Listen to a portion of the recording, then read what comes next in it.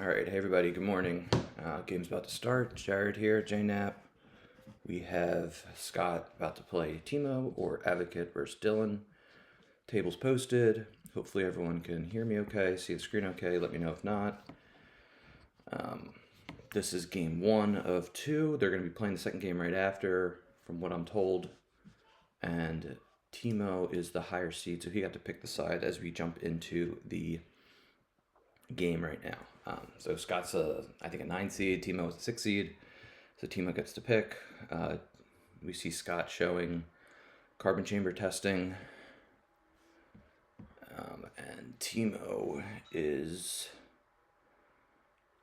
let's see, looks like this is taking a little bit of a lag here. Yeah, I have my coffee too. This is a little early. Hey guys. Yeah, so Chris Kelly's here. I would be shocked if he wasn't, given there are some KMC sleeves and he's a big proponent of them and a big reason why I have them on my cards.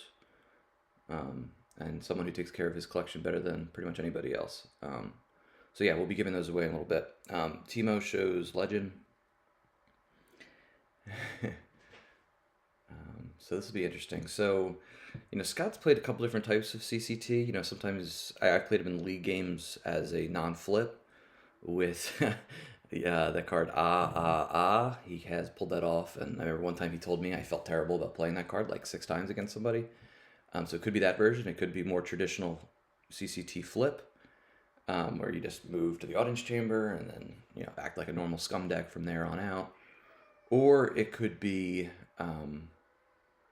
maybe more like a mains build, or maybe freeze the guy with carbon chamber testing, maybe not. It could be a couple different things. He took Screaming Lando for the Rebel, and Scott's going to activate here. Timo starts Walkling, good blaster, and Saitor, so this might be that blaster build that I've seen like Aaron Kingery and Ryan Serson play a bunch, where you have Han and his gun and Leia and her gun, and you use Lorsan Tekka to kind of bounce them around Takadana and pick off guys and cause some pings. So Scott goes to deploy the flagship and whiffs. That's probably not something he wants to do. I'm not sure why he didn't use the objective first to look for a site to make sure it was in there. But yeah, so now Timo gets 36 cards of information and really gets to understand what Scott's deck is going to do or target to do. He can help determine what card he's going to grab here. Yeah, playing Scott, there's probably some wacky stuff. Maybe some shield busting stuff, so maybe it might hint to Timo, hey, maybe I shouldn't, pull this shield unless I really need it. Might, like I said, hint, don't grab this card because there's going to be like 3 other worse cards that I want to grab and take out of circulation. And yeah, so Timo takes a nice long look, as is his right. And I have my coffee here. Both these players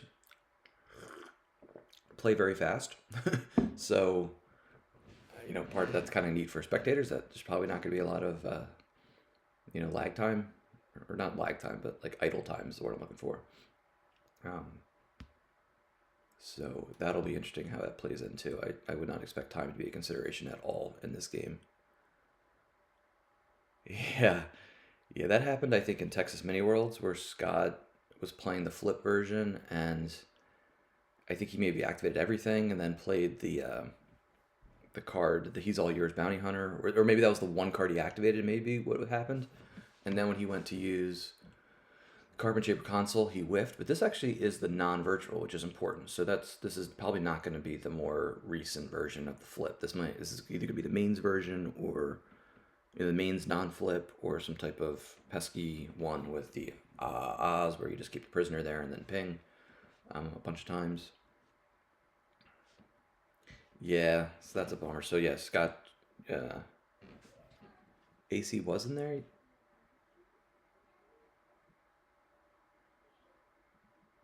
CRGY, I don't see it on the table, unless my screen's being weird. AC was in there, so he could have not given up the verify. Well, it's not on the table. I would have thought he would have deployed it with the objective if it was, right? Unless I'm missing something. Yeah, so he pulled Prepare the Chamber with the Carbon Chamber console. So it passes the turn, saves 2. He's got a big hand of 16. Teemo's going to activate 8 here. Um, I mean, that's big because against Legend, if Darkside can give Lightside a turn to kind of get set up, it goes a long way because that's one of the drawbacks of Legend is that you're kind of usually you're punting your first turn basically to get Luke out, to get some activation out. So and not Scott not probably getting his ideal setup going turn 1. That's a drawback. And now Scott gets to verify, yeah, to make it even. So if he whiffs on the location pull with the castle, he deploys it from hand. I guess maybe that he had the 1-0 that retrieves a weapon. So he had maybe 1 hit, possibly. He deploys the 8 anti-Agents of Black Sun. Octosite, Luke's Hut. Scott will get a shield pull now, free shield pull. Scott hasn't pulled any shields yet. And against Legend, obviously, I mean, pretty much everybody pulls a grabber early on. Legend, you're probably going to need Secret Plans, but I wouldn't fault somebody for holding off a little bit. A lot of times, if your dark deck pressures against Legend, you might want to pull Coward, so in case they top deck something really crucial, they can't get it back with Wackling, unless they are on 2 battlegrounds. Well, unless Darkside has to be on 1 first with the shield. So out comes Solo for 4 to the antechamber. Teemo pulls his grabber. We'll see if Han's gun comes out. Yep, this is the eroded version. I think this was updated about a year ago, last March. Make it a little more viable. And the new client, yeah, so this fires at +2. Han can fire during his control phase, and then as I mentioned at the beginning, when Lor San Tekka comes out, he's probably got 2 copies of him because he's key to this deck. He can move resistance characters around in his control phase, and then Han can fire it, and then plus you could do Sorry About the Mess, and then there's it's a nice synergy when it gets working well. Scott activates 12.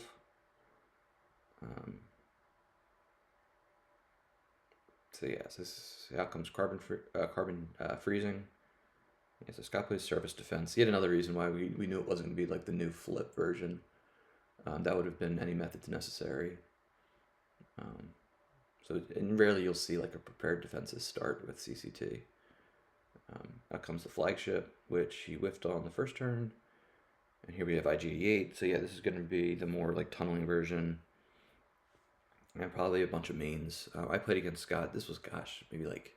So I played against in the league this past fall at the warm-up event for Worlds. I remember in 2018 I played against it. I think I was playing my Tig deck, or maybe Prophet. Whatever it was, he trounced me with it. I think this was something... I remember... obviously I'm sure it's been popular in and out of the meta over the years, but I think his deck was pretty close to the deck that Desai played, that MPC. So the 2018 MPC. As we see Fanfare come out, EPP Vader, might be an all too easy, or he's probably going to pull it right now actually with the defensive shield. IGD8 picks up Lando, and he's probably going to move him over and save the force. Maybe for a barrier, for a grab, or for whatever. But Scott's got a healthy hand of 12. Probably going to see, yep, there we go. There's battle order. And go to his draw phase. Both guys are going to have 38 cards down pretty early. A couple more cards in hand. Teemo's going to be able to ping here for 1 with a good blaster at your side, or what's the phrase? Yeah, your side. Yeah, it definitely signals that he's probably going to pull it right now, actually, because he didn't pull it at the end of his turn, so maybe it just increases the odds that maybe it was in his force pile, maybe he knew that. Let's see. Yeah, so we have the chat. We get a ping here, we'll see what Scott loses. Here, okay, yeah, there's all too easy. And Scott loses Closed a Door, Destiny 7. Wow. So deployment backdoor, opponent may not deploy a bunker. So this is anti-Rebel Strike Team tech, because Teemo does play Rebel Strike Team a lot. Also, never hurts to have a floating 7, but it does hurt if you could put a card that actually helps you, as opposed to just a pretty narrow bullet with a high destiny. But probably a calculated thing there. Timo has played a lot of Rebel Strike Team and Diplo. I haven't seen this deck from him too often, so very possible he's been practicing it in private or just, I know he picked up Hunt Down V in a round or two ago and just played it towards a victory against Silverglen. But I think Hunt Down V and Hiko are unique situations right now where you can just pick them up and play them for the most part. I mean, against a really good player and against maybe the counter side, it involves a little more thinking, but in a lot of approaches, Hunt Down V and Hiko are extremely straightforward decks to play. You just throw your mains at people and force quick damage and basically put barely any cards on the table.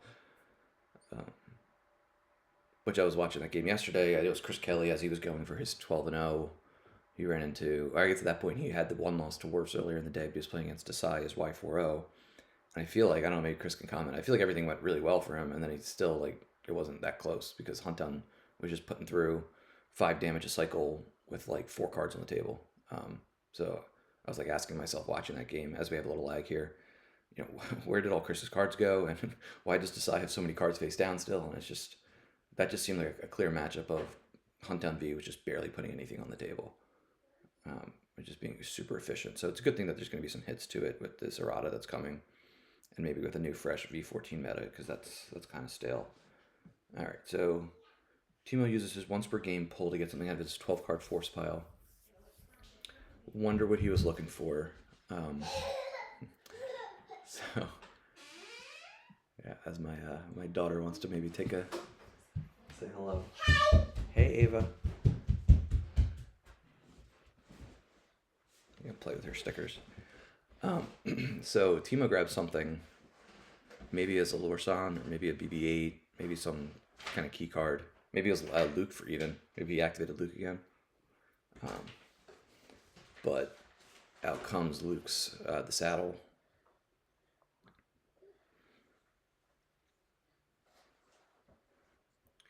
And presumably we're gonna see Luke here for 3, either from reserve or from hand.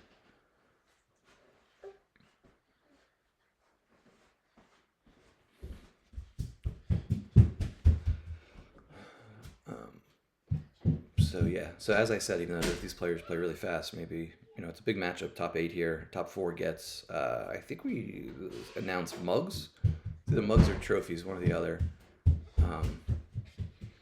So I know both players want to do really well. They've already kind of got the...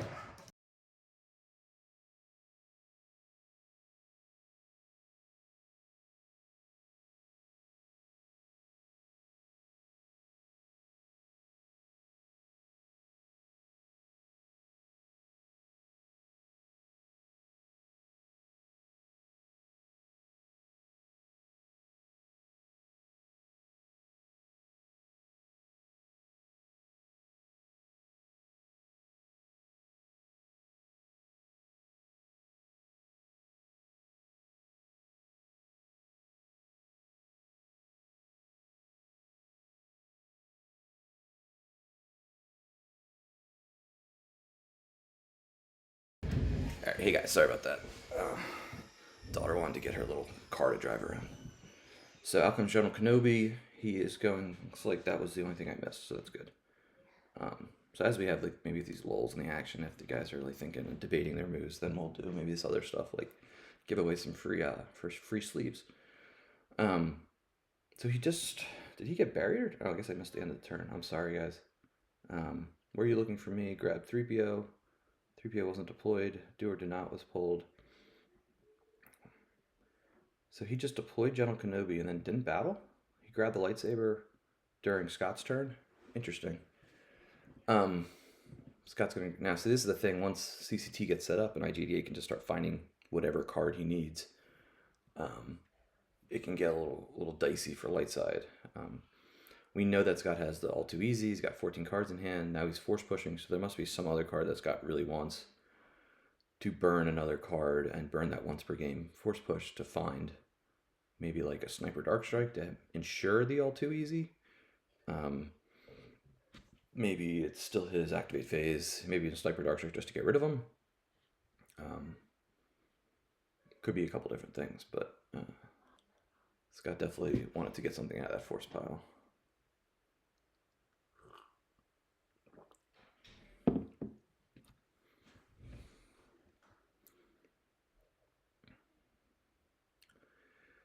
Right, when you control the site, you add 2, plus the console adds 3, plus he's got prepared a chamber in hand. So while Obi's there, he needs to draw a, what is that, 3, 2. He needs to draw 6 to freeze. If he gets rid of Obi, he only needs a 3. Or no, he needs a 4, sorry. And so he's not going to do anything. The control phase just comes out with Darth Maul. Maybe that's who he was looking for. Phantom Menace. So Teemo is going to need a trick here probably of some sort, because right now it doesn't look good. But of course, as we know with this game, lots of fun interrupts can happen in the battle phase. So we get a battle here. Luke is still not out, which is interesting. And Blast the Door Kid. Okay. Let's see if Scott has a sense, or... I was going to say maybe Scott was digging for like Blast Door controls, because that cancels Blast the Door Kid, I'm pretty sure. Cancels that, barrier, narrow escape. Scott's going to grab it. And that's going to exclude everybody but IG88 as they get clouded out, frozen out, blurred out, whatever that cool effect is. So that's big in that it buys Teemo at least a turn now to avoid that 8 force loss with the freeze. And that gives him a chance with 14 force active, 11 card hand. Maybe he reinforces, or maybe he definitely has a lightsaber in hand, as we saw. IG88's going to tunnel for a card. He had 2 options, grab the 1. Solo's going to ping here. Yeah, for him to leave Solo there, the Blasted Door Kid definitely would have made sense for him to have, that he could use it at either location. And now if Luke comes out, now he's not going to be able to flip with General Kenobi. He's going to need a resistance character there. But that would eliminate 3 lightsaber swings, which would be big.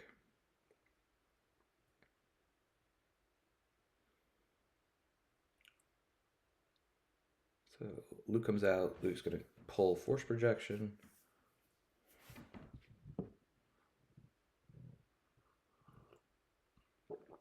Just a PSA. I know other 5th GEMPC top 8 matches. I know CRG and Just Shy. So Matt and Kyle are playing their games the next 2 days at 3 p.m. Central, so 4 p.m. Eastern. Out comes EPP Ray, out comes Qui-Gon. So they're playing at 3. And then I don't think Joker King and Joe are scheduled yet. And here comes a Clash of Sabers against Darth Maul.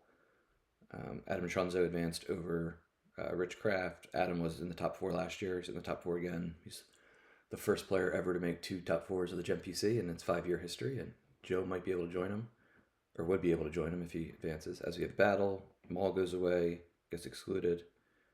I think I'm missing one of those matches. No, I think I talked about them all. We have this one, obviously. Qui-Gon's going to swing at Vader. And BB-8 is drawn, so he's already hit.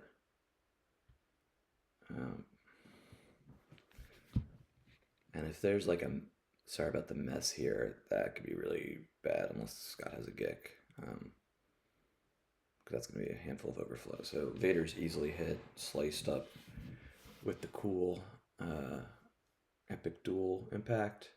And here comes mess. Oh boy. All right, so okay, but Scott has the counter, imbalance combo, so that's big. Vader still has no forfeit here, so it's looking very likely that, well, I mean, if he draws a 5, because IG88's immune less than 5, Teemo will control the site, release the captive, and then he doesn't have to worry about that 8 force loss. Although, as we know, he has all too easy. So,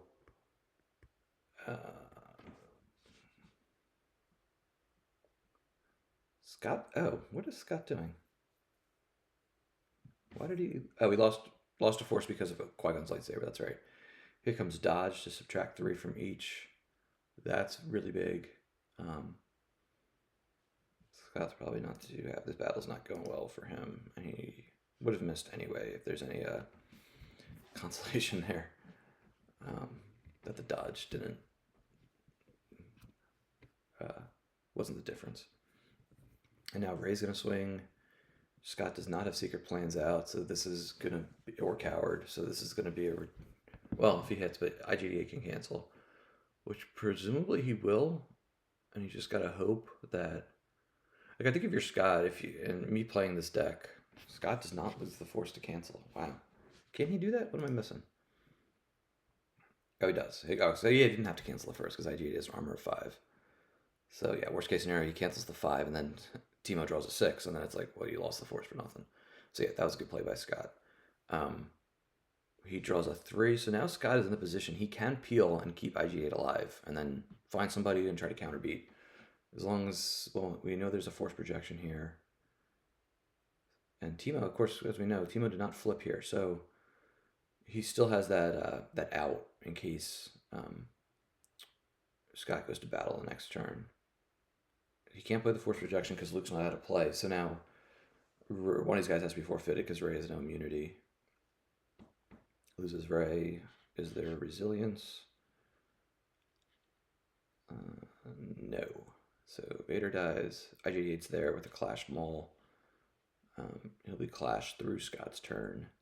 What Scott could do here, if he doesn't really like his hand, he's got 9 cards, and he's going to have another, 15 to pick a key card from. He could move IG8 just to the tower.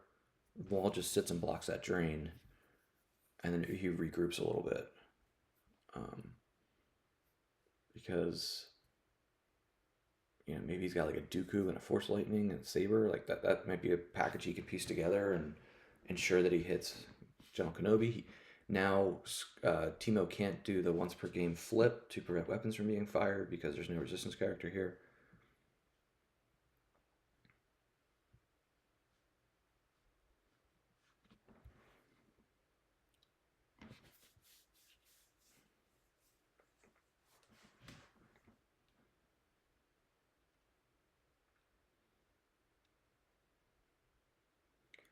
The control phase. So what, as a heads up for the giveaway, so I have these courtesy of Scott Gossett, as I talked about in the Slack and the forums. There's these brand new Hyper Phoenix that are supposed to be extremely durable. They look really cool. Brand new, unique compression technology, protects and stores your cards. Highest clarity and durability, embossed finish. And then we got some black perfect fits here. As we see the Weapon Lab shield coming out with Dooku. So I'll be giving away maybe like 2 of these. And like I said, I don't want to be unfair to the people that aren't able to watch at 9 a.m. on a Sunday. So what I'll do is I'll just say, hey, this is what I need, and the first people in the chat to answer, you guys will get one, and then people submit a couple things via PM or to me, and then I'll just randomly pick one person who does that. So a little bit of effort. It'll be some type of Star Wars CCG trivia question. Yeah, like similar way the Hollow Theater does, like the lore challenge. I don't think it'll be quite as hard as a lore challenge. Those are pretty difficult. But since we're just doing it kind of off the cuff here.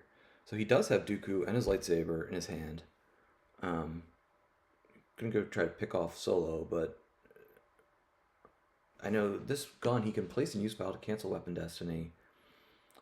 So Timo could, prevent the swing, and then maybe do a force projection, and place Luke out of play, do a force projection to maybe make sure Solo doesn't die to attrition. And Timo's just going to dodge away as it reacts. So that's a second dodge we see. So it looks like a good amount of evasion in here. We got Blast Door Kid, dodge. Kind of makes sense given the approach is, get these resistance characters on Tagadana and have them cause some damage. So now, so Scott runs away with IG88 to the tower. I can try to replenish his hand, find some answers, but he's going to take at least a ping of 1 here during his turn. I doubt that Timo's going to pay 3 to drain for 1. But maybe he doesn't have many other options for that turn, so better than nothing. He's activating a decent amount. Both characters are activating 15. Yeah, so now if he wants to respect Grimtosh, Scott can dig a card here, then dig a card on his turn to build up to 12. Hopefully find some good answers for him to reestablish at the Carbonite Chamber.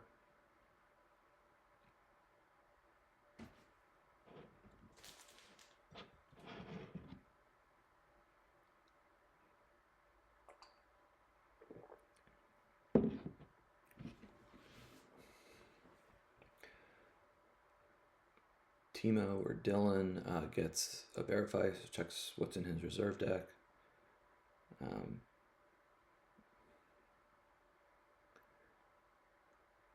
Good thing with Dooku, he's defense value 7, so Timo would really need, you need a 6 with the +2 to hit. But he's going to fire, I mean, why not? Maybe there's a couple chances in there. Like BB-8's probably floating around. Okay, so that's a miss. BB-8 would hit. The other neat synergy with this is once Legend flips, he can line up Destinies and then bounce guys around, and it's not the hardest thing in the world then to pick off some pretty high ability characters with that mechanism.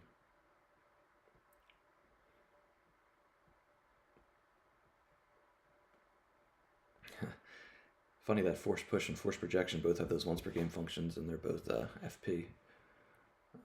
So in Silver Glen, when you just said that, I already played force FP. I'm like, force projection hasn't been played yet, but yeah, the push has. So yeah, force push is such a good card. And that's why it's in every deck, and that's why it's not a cheap card to acquire. Like every dark side deck, basically. Every deck can afford to find a key card at a key moment. So out comes 3PO. Yet another synergy here that he can start tracking Destinies around to line things up and then pick off characters.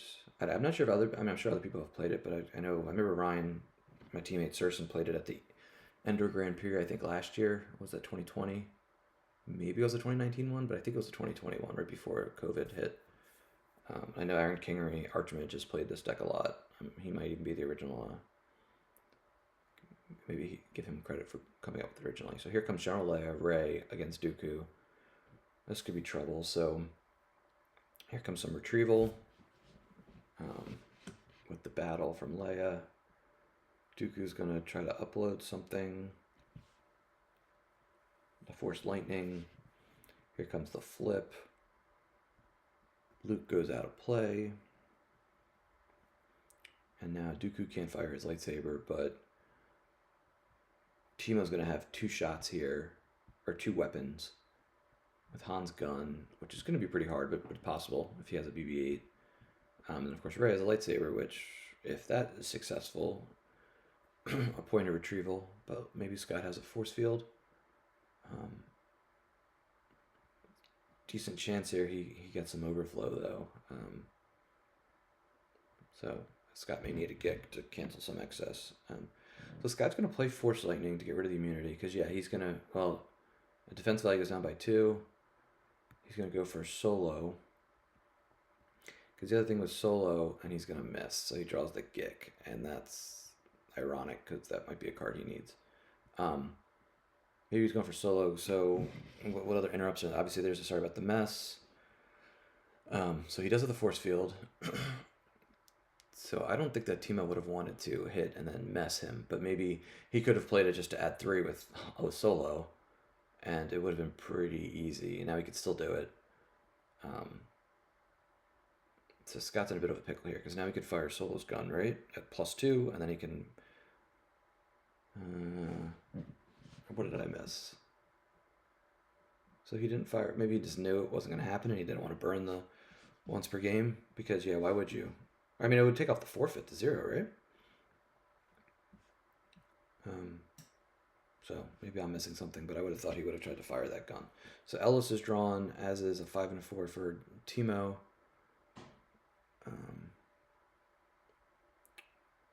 And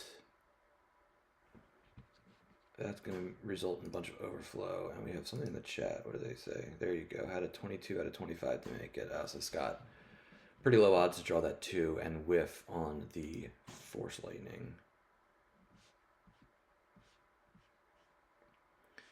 And he loses Rey and EPPs. I wonder if, hindsight's 2020. I wonder what if Scott went with Dooku and Saber to the Carbonite Chamber just to fight General Kenobi one-on-one, just like episode, what was that, 2? Endor episode 3 on both? I mean, Timo would have had some other tricks probably. He could have soloed a dodge or something like that. So yeah, that might have not been the best optimal line of play either. But yeah, so now Scott's set back a bit here. We're looking at 23 to 28 cards down. So Scott looks like he's down 1 when you combine hand and life force. Out comes aim high. All right, so let's see here.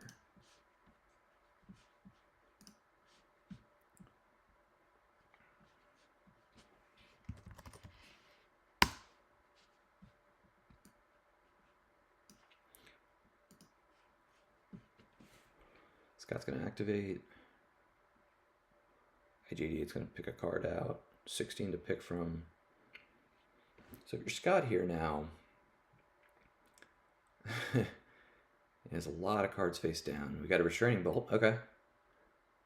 That was definitely a card that was used in that deck from a while ago that I mentioned before from that NPC that Desai played. Anytime you can kind of shut off, not kind of, anytime you can just straight up cut off 3PO's ability to cycle cards, that's a plus. And you can put that on BB-8 as well to prevent the ping each turn, since it cancels the game text. And there's basically no canceller for Restraining Bolt, I'm pretty sure.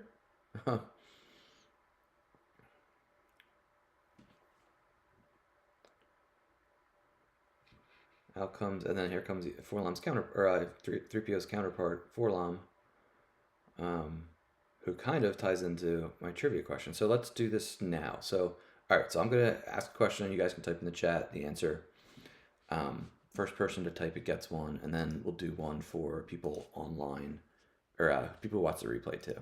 So, yeah, obviously give you guys a crack, but also don't want to be too exclusive. We have a handful of these. Dan and Goblin are going to be able to have a few too, since Scott, again, he's the co-owner of KMC Sleeves USA. And he had these new samples, and he really likes what the PC's been doing, and was like, hey, I got some of these, so you guys can give them away. So, all right, so here's the question. As Scott gets a verified, I'd look for Nuke Gunray or a Nemoidian. So I want you guys to name 3, let's say, so one of them is 4-Lom. 4-Lom's an information broker. Name 2 information brokers that are not aliens on either side of the Force, as we have a battle here. So maybe I should have waited. So here comes Maul's lightsaber. So again, the question was 2 information brokers that are not aliens on either side of the Force. First people to name them gets a combo, perfect fit, and Hyper Phoenix match. So Maul hits General Kenobi with a 4 and a 4. No tricks there, no blaster deflection. All too easy goes. And this is a good turn for Scott here. As General Kenobi is now a block of carbonite. Yep. So, so Chris, you get them. Those are 2. It's interesting because this came up in the playtesting channel, just talking about existing cards.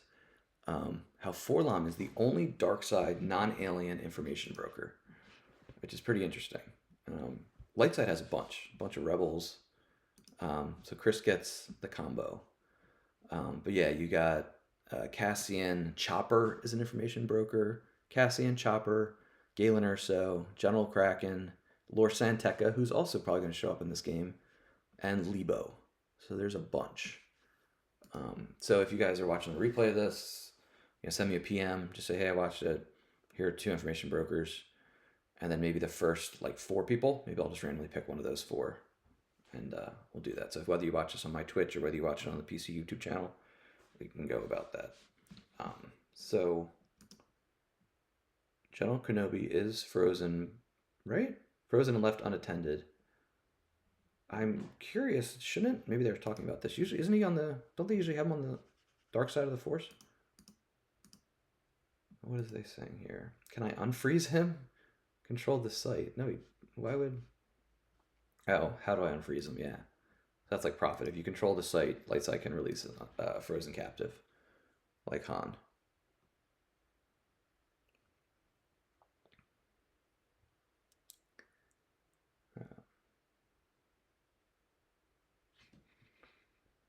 So we get a drain of 2 here since objective is flipped for Legend.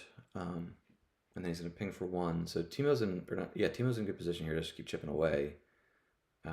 Scott's Lando's still captive, even through a couple battles here. Scott's managed to hold on to him. Timo has 6 cards in hand, and it might be tricky for him to contest now because Scott again has 9 in his hand, and he's been funneling through cards, so he probably has some type of evasion, like a barrier or a stunning leader or some way to make sure that he holds that carbonite chamber and can get the drain through. As Gick is top deck, surface defense. Scott loses from hand. Timo's gonna look at the top couple cards.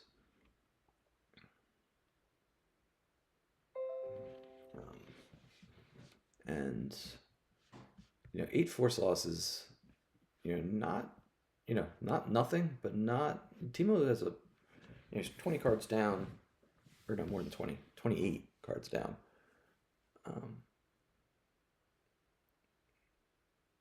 And at the very least, Scott, this can go either way. I mean, Timo definitely is in better shape with damage right here of 3 to basically 1, but that carbon freezing will, that's what 3 turns worth basically, and then Scott can gradually start maybe spread out. Although there's not a lot of places he can go to really cause more damage. This is just a drain of 1. This is a drain of 1 at a non-battleground. Timo uses Walkloon to grab Meditation. So an interesting dynamic in this game, and people ask this question a bunch, because like the same way that like Death Star and Death Star 2 sites, the same player can't put out one of each of those in the same game. Same thing with Octo and Dagobah. Like Lightside can't put out Yoda's hut and the saddle in the same game. But if Darkside puts out the cave, it can be out along with Octo as EPP Ray comes down with Meditation. So that's going to be 2 Battle Destiny, or he just passes. Okay, so again, Timo, that's a pretty disciplined play. Probably the better route because, yeah, he could battle. He might be able to clear Scott's guys here, but then there's going to be no point where Timo controls the site and can release the Frozen Captive then. So Scott would then just, his turn, go down with another character, control the site. Although, no, I take that back, because if he's able to clear all this, he could release Lando. He could have him escape, control the site, release General Kenobi, and then Timo could be in pretty good shape with Lando and General Kenobi and the no guys here. And the only thing that, Timo would have to hit Maul, maybe he didn't have enough force. Yeah, he did. Could have hit Maul and then draw 2 Destiny, right? Is that what Meditation V does? During battle, opponent has more characters participating, so that would have worked. May add 1 Battle Destiny, then lose effect. So he could have drawn 2. He doesn't even have to hit Maul if he just draws a total of 8 in Battle Destiny, which I don't think he's used his solo pull yet. So even if he drew a 7, he could have used heading for the medical frigate to get to 8, clear them both.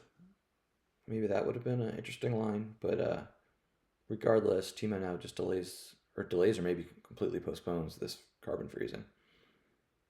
Now remember, Scott has 4 Lom cycling cards, so he could conceivably line up a pretty high Destiny and do and freeze Lando even without controlling the site here. Is that what the solo was used for? Okay.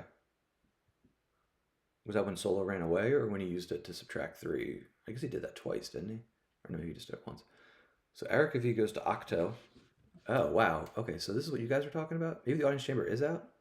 If you guys can see on the screen, I don't have the audience chamber on my... Let me leave and come back. Because right now it looks like Erica's floating at Octo. So let me log out and log back in. Because that's weird. CRG probably thinks I'm the crazy one. Yeah, okay, there it is. Has that been out since like turn 1?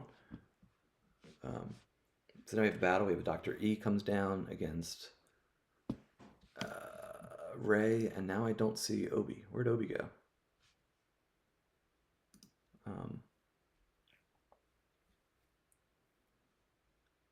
Oh, there he is. Okay, so he gets excluded. It's a trap from Lost Pile. So, or not from Lost Pile. He plays It's a Trap. So Timo's got the evasion. I'm positive Scott has to have a first strike in this deck too. It's a pretty aggro deck.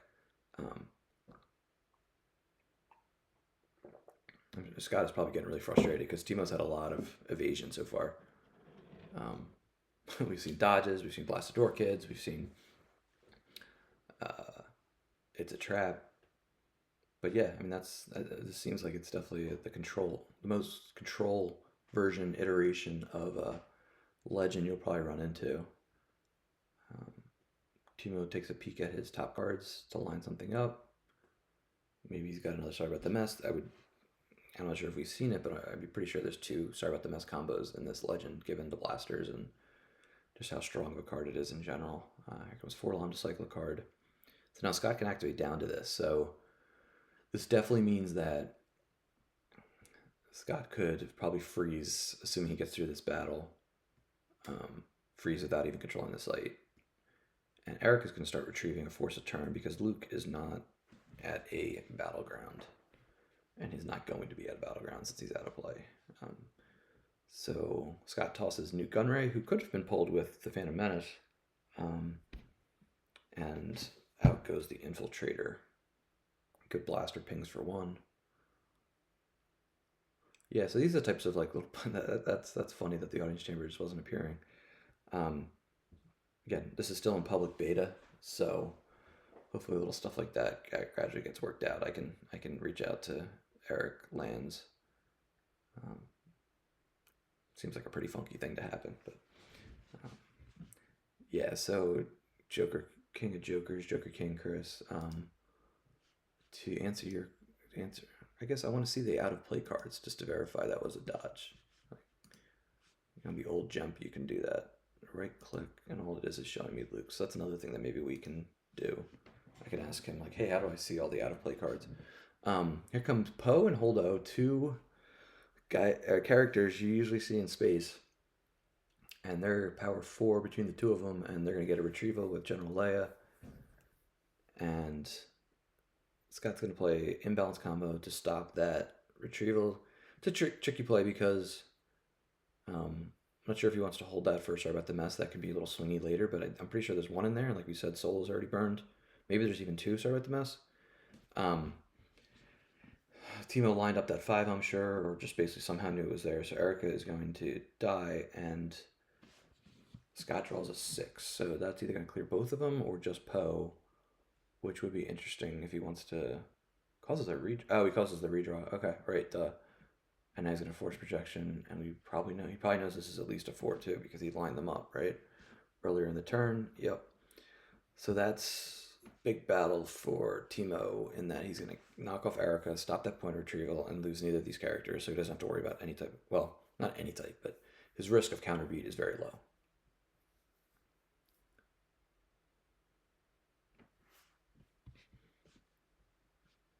Great. Oh, I got you. Thanks, Christian. Yeah, okay, so it was dodge. Yep. Do you need to control to freeze? No. But it's easier. Yeah, you get the extra 2 from the site if you control add 2. And if you... Oh, I did that. So all my math has been wrong. So if he just occupies, subtract. So it's a pretty big swing. So instead of adding 2, you're actually subtracting 2. So it's 3. He can repair the chamber for 2. And then if he draws a 6 or 7, obviously, if he's got any of those floating around like Phantom Menace, Scott does not activate all the way down. He has 4 left. He's going to go for it, so I wonder if he's got this tracked. Well, he knew the Emperor, right, because it was redrawn. So he can now do that as Timo moved EPP Ray away and draws the 9, adds the 2. You know, they're tracking us if that's around, but I don't think Timo's got that in his 1-card hand. Definitely not. So here comes an 8 force loss, so that's big for Scott. But he's going to have some issues to deal with, where this is a drain of 3, this is 2, this is 2. You know, Timo would have to pay for all of them, but because battle plan or battle order. But, you know, Scott, I'm not sure if he has a shield pull. I don't think he played. Did he play a shield puller for any of them? It would be good if you can pick off these guys here somehow with like an EPP, like an EPP Kylo or something like that, and then pull Coward.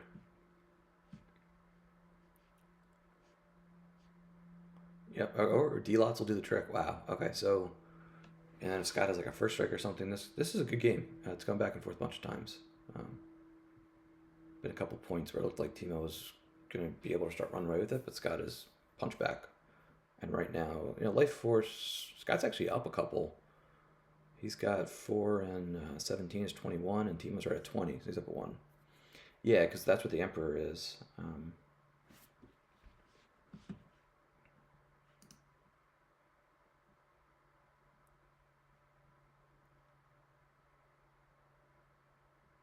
There's 4, 6. Oh yeah, I'm sorry. So then Ray moved away. Yeah, so he did add. Gotcha. Sorry, I'm still getting better, or still trying to get better at this whole streaming thing and follow the action and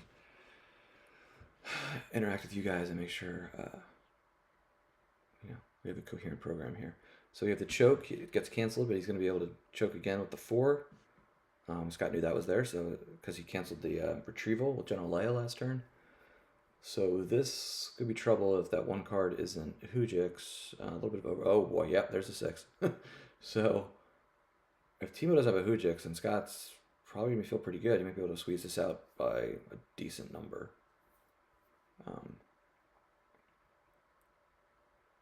Right, yep, thank you, Christian. Yeah, so that's a shield pull. So he can definitely pull Coward here and get rid of that drain. Here's the Hujix. Okay, so Timo doesn't kick any overflow there. But I would expect Scott to pull Coward here. If not, he's going to kick himself. Because it's well worth the shield pull to save yourself 2 force. And yeah, Scott, I would.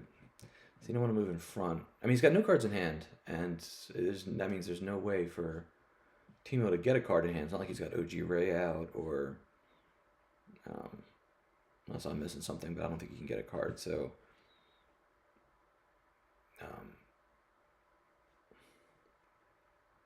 still not sure if I like that play. I almost wonder, just pull the Coward and let Ray be, because now yeah, I guess he doesn't feel, he's not vulnerable here with no cards in Timo's hand. It's gonna be an easy pay 3. Maybe Scott forgot that he got the free shield.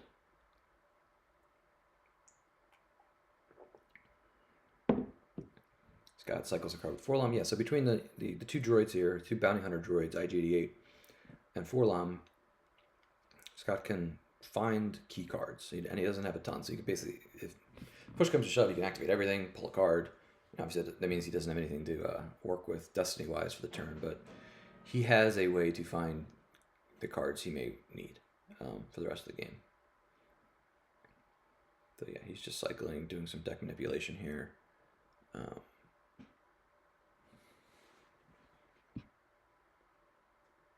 Comes drain at 2.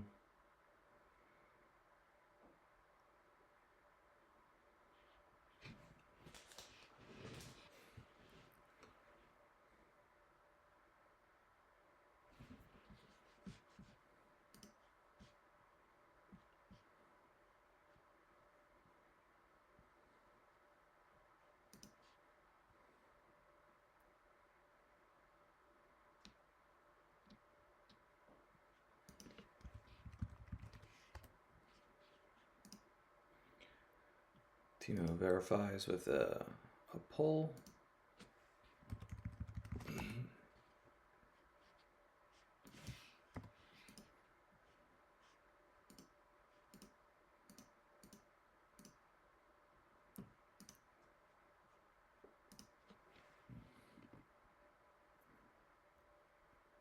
So I think I'll give away another box.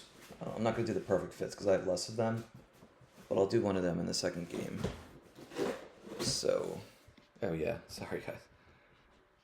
I mentioned that 3PO, but he is bolted. So even if Timo had a card in his hand, he wouldn't be able to do some cycling. So I'll do one more box giveaway in the game 2. I think I know what I'll do for that. Another Star Wars CCG trivia question.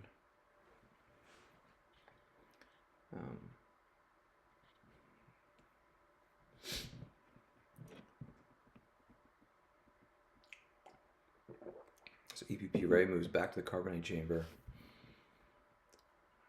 That's interesting. I don't know if he really had any options, but that might not end well if Scott can just find one other character. Voslin's going to be power -1, and he's -3 because of the lightsabers. He's only power 2 because of meditation. But if Scott doesn't have at least one more character in this hand, he doesn't have a ton of face-down cards to work with in terms of Napoleon Destinies, and Timo's going to be able to draw 2 Battle Destiny here, plus hit a guy, so he could take out 3, or she could take out 3 characters pretty easily. Timo draws, he's got a Walkling, he's going to pop Walkling to retrieve a card, he retrieves the Hujix. And this will be an interesting turn as we are, you know, they're dead even. So yeah, 20 and no, and 20 and 18. Sorry, not quite dead even. 20 and 18. But Scott doesn't really have. He could pay 3 to drain 1. I doubt that's what he's going to do. He probably wants to get a battle here and get rid of Ray, while also 2 frozen captives there. So this is a fun game.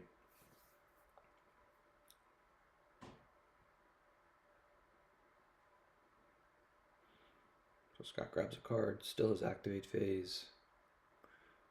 Remember, well, Legend's not going to be able to redraw anywhere except at Leia and Solo Site because of that recent errata in, what was that, November? A couple months ago, 4 months ago. That you need 2 resistance characters to do the redraw. So Scott does pay 3 to drain 1. And frankly, if I'm Teemo, I kind of let out a sigh of relief because I'd almost rather him do that than use that force for to drop like 2 characters. So this might mean that Scott just moves Maul back over. Nope, here comes P59. Okay. And again, so Scott has that like Emperor floating around. Maybe not floating around. Maybe like he knows exactly where it is.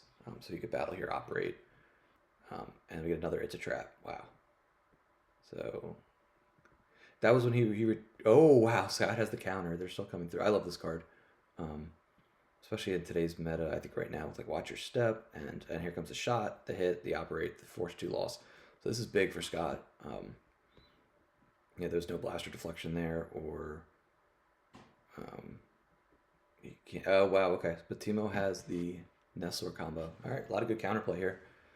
So Ray won't be operated on, but Scott is going to get 2 force ping through, and he's got to be careful here because Scott could lose all 3 of these characters because they're. Well, Avazin loses the forfeit because of meditation, right? So let's see. He's forfeit. No, I guess it's just what maintenance characters or something. Power 1, and they're forfeit -2 of a leader, maintenance card, or EPP. All right, so Avazin is none of them. So he gets the Battle Destiny. So meditation's going to go lost, but yeah, that's what it's there for. Teemo goes to the easy target in Avazin. He's going to hit and retrieve a force again.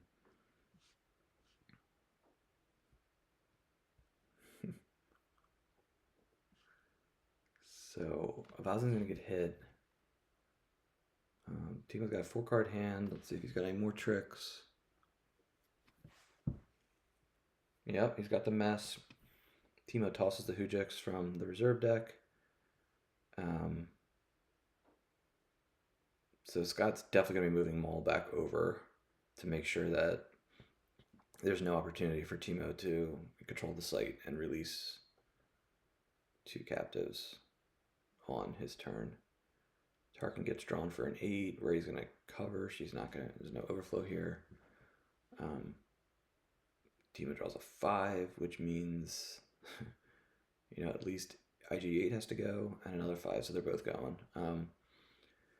So the whole site clears. That was a lot of characters, and but now, oh no, so no, Lando won't rally because he's frozen now. I might have mentioned that comment before, back when he was still unfrozen. But he's just gonna be unattended because releasing is a top level action. So even if Teemo, well, he didn't even have the opportunity to like peel there. But like I talked about in the last stream I did, like if you control the site for like a split second, if there's automatic action, it'll take precedence. But releasing a frozen captive is a top level, so you can't do it like during the forfeiting stage of a battle. So yeah, so Scott moves Maul over. He's got 2 Dark Jedi out now. Teemo's got 3 cards in hand, 12 cards to work with. Maul is going to take Obi into custody. Maul's just babysitting these 2 blocks of Carbonite here. One Screaming Lando and 1 General Kenobi. And then he draws a card. So both players have 12 down, and Scott's up 2 in Life Force. Or 2 in hand, rather.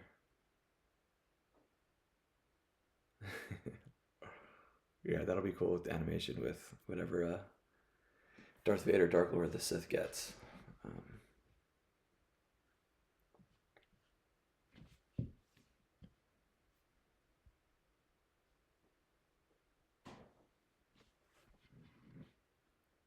So again, this is game 1.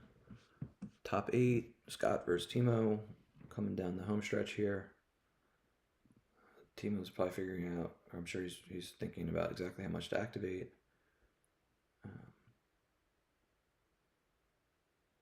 And maybe what his path to victory may be here, because he can pay 3 and get 3 damage through. Scott would have to pay 6 to get 2 damage through. So that trend severely favors Timo. That he can do other things if he needs to, while also, keep applying pressure. But it looks like this is going to be a single-digit win either way.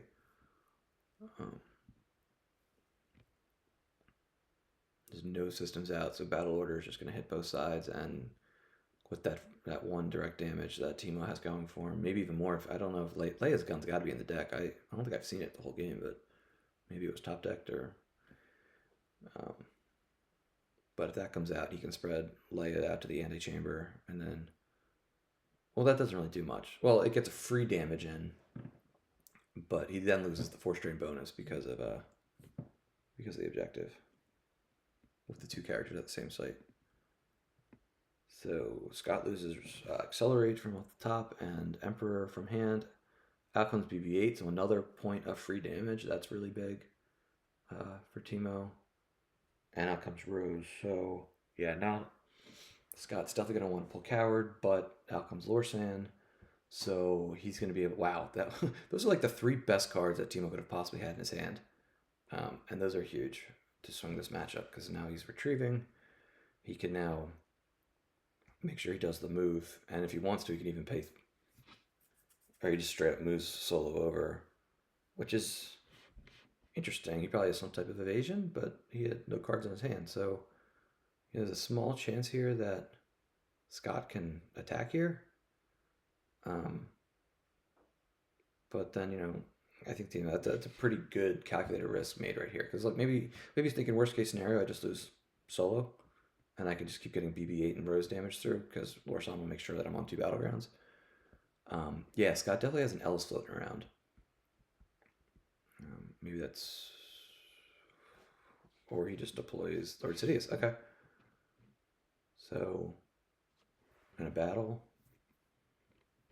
Warlam could fire to do the power -1, but he can get hit now. I might be okay. Because Scott, I imagine he's got good destinies lined up here. Yeah, did Scott pass and not use Warlam? Like, he should definitely do that. Sometimes you think the primary function of this guy is just to cycle cards. Wow, okay, so 7 Battle Destiny, 14.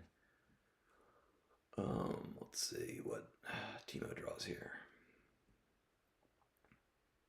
A 1. Yeah, so now that's even a bigger... Scott fired with Forlom. The overflow would have been 3 instead of 2. And at this point in the game, every force is big. Yeah, so maybe Scott's already kicking himself, or maybe he'll realize it when he watches the game or the replay in some form. But now Solo and him are both gone. And now, that was a good card for Scott to have there, because he can use Lorsan, move Leia in front. I mean, then Sidious can just exclude and battle back. He doesn't. There's no gun probably floating around that Scott has to worry about now. We'll probably see here is a pingy BB-8, maybe move Leia over, retrieve with Rose. Well, he doesn't have Coward pulled yet, so maybe.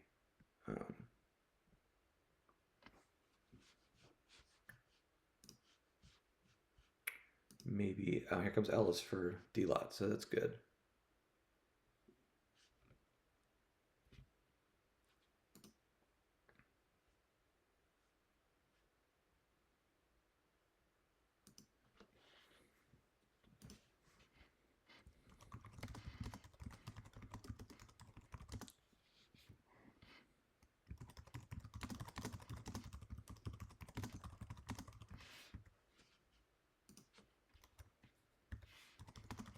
So Timo activates. 8 saves 1. We get the retrieval since Coward's still not pulled. Maybe Scott forgot that he still has that extra shield pull, because that would at least force, if he wants a retrieval, he's got to move. He can only move other people, so he'd have to move Leia in front of Sidious. he could battle retrieve, but then if Scott draws a 4, Leia dies. Um, and then, I don't know. Then that was a good play by Scott with the Ellis because it's kind of cornering him here. You know, he's got 4 dudes with 7 power. Immune less than 5. Teemo could just battle here. Worst case scenario, he retrieves, loses Leia, and then he's got this ping here. Scott only has 1 card in hand, but again, Scott can just find stuff. You know, the power of... oh, no, he can't. I'm sorry. The Edge 88 was lost like a turn or 2 ago. Oops.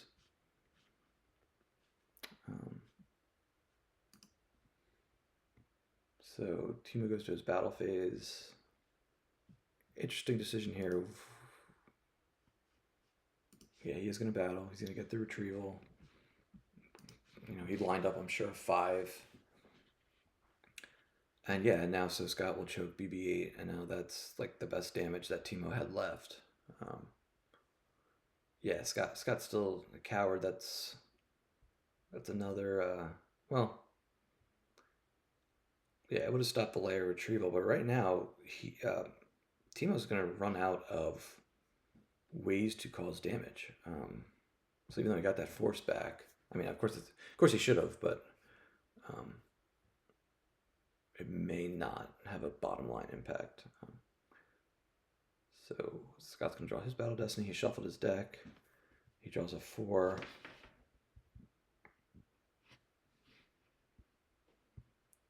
And each side's going to lose character.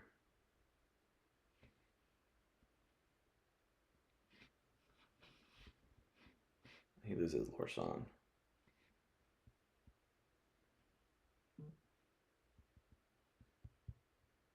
Battle ends here. So, I mean, Teemo can pay 3 to drain 1, of course, to cause damage, but this is going to be a little bit of a chipping away on both sides here. Scott will probably, unless, I wonder what other trick he could have, but maybe they might just see a pay 6 drain 2 here. Yes, Scott's really got to pull that coward. He definitely thinks he's shield busted. Because there's been like 2 or 3 instances where coward would have been helpful. You know, this is an opportunity cost. I mean, this is a good design card in that it's, you know, it cancels the Black Sun Force loss, but it gives your opponent a shield pull. And I mean, shields are pretty valuable. There's definitely some games that come up where it's like, I wish I had another shield pull. As Teemo plays Hear Me Baby, I wonder if that kind of tips off to Scott. Wait a minute. Do I have an extra pull?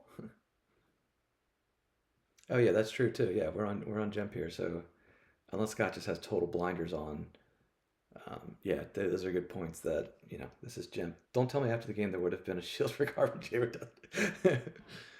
Oh.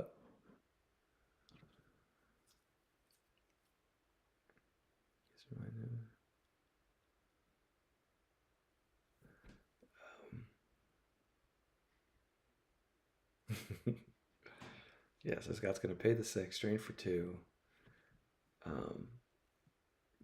Yeah, I mean, right now, if the one thing, I shouldn't say the one thing, Teemo has going for him, he can get force back unless Scott pulls coward, because otherwise it's just they're both going to be paying 3, drain 1 on both sides. But Scott has 1 more of this. Okay. All right, so now Scott's going to play Jabba's Haven to retrieve he can retrieve an alien, maybe like, you know, he's got Dr. E in there. He's got Erica, probably. If he can get Erica out there, that's probably who he's going to get. That would force Teemo into a position of, how long do I want this game to go on? Yeah, Erica's the pull here, and he should have got coward like 4 turns ago. So yeah, Erica will go to the audience chamber. Although, maybe he puts her... Is he really going to pay 9 to drain for 3, you know? Maybe, but he doesn't have the force because he had to pay for aim high. Okay. I was going to say, maybe he puts Erica with Lord Sidious just to make sure she doesn't die, because then even if somehow Teemo battles, he can lose Sidious and then still get the retrieval. General Kenobi gets delivered to the prison.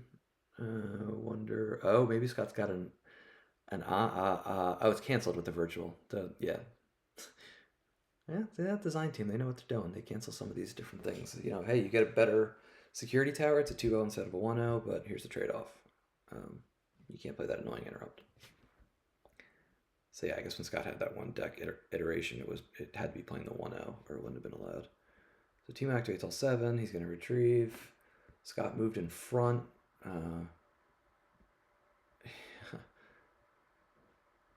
Why in the world would you move Maul? Yeah, I don't know what Scott was thinking there. Because now he loses the drain of 1. I would have just kept Sidious there. Now Leia's got her gun. I would think it'd be hard for her. But now she can pink, so now they're just going to run away. Oh, Scott's going to be kicking himself with some of this late game stuff. I wonder, like, I don't know what his plan for what General Kenobi is. The only thing, maybe he's like terrified that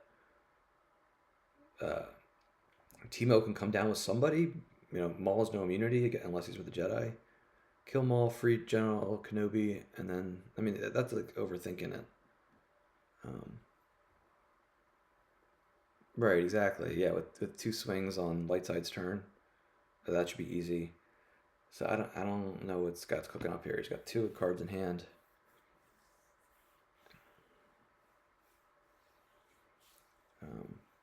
But yeah, I mean, now he could put somebody there. Teemo could put somebody at the carbonate chamber and free Lando. I don't know what Scott's plan was here. So obviously Teemo probably doesn't have another character in that 2-card hand. I can't imagine, because then it would just make. Oh, he doesn't move. I would have thought Teemo would have moved over. That's interesting. Because Sidious is fully immune.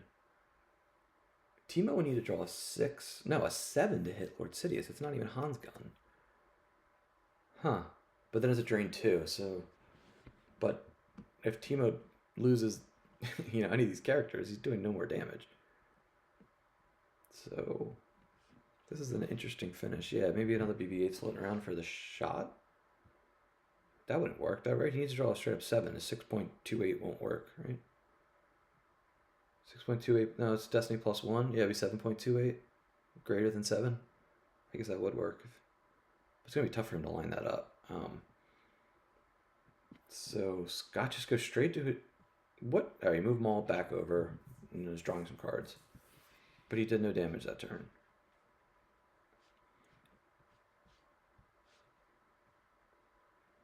Erica doesn't come out this turn either. I don't know what's going on here. This is an interesting finish, but either way, it's going to be single digit. Unless maybe Scott, I was going to say, maybe broken concentration lock or something like that. But this is going to be probably like still no coward.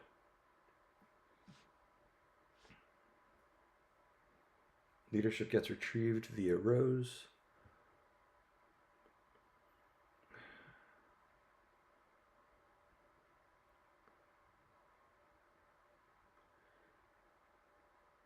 Yeah, this will be interesting. This is the first game. Yes, top of the screen. Yep.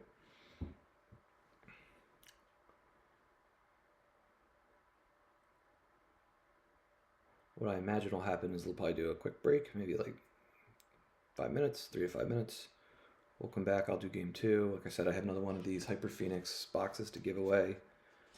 Courtesy of Scott Gossett, who's the co-owner of KMC Sleeves USA. Pretty cool.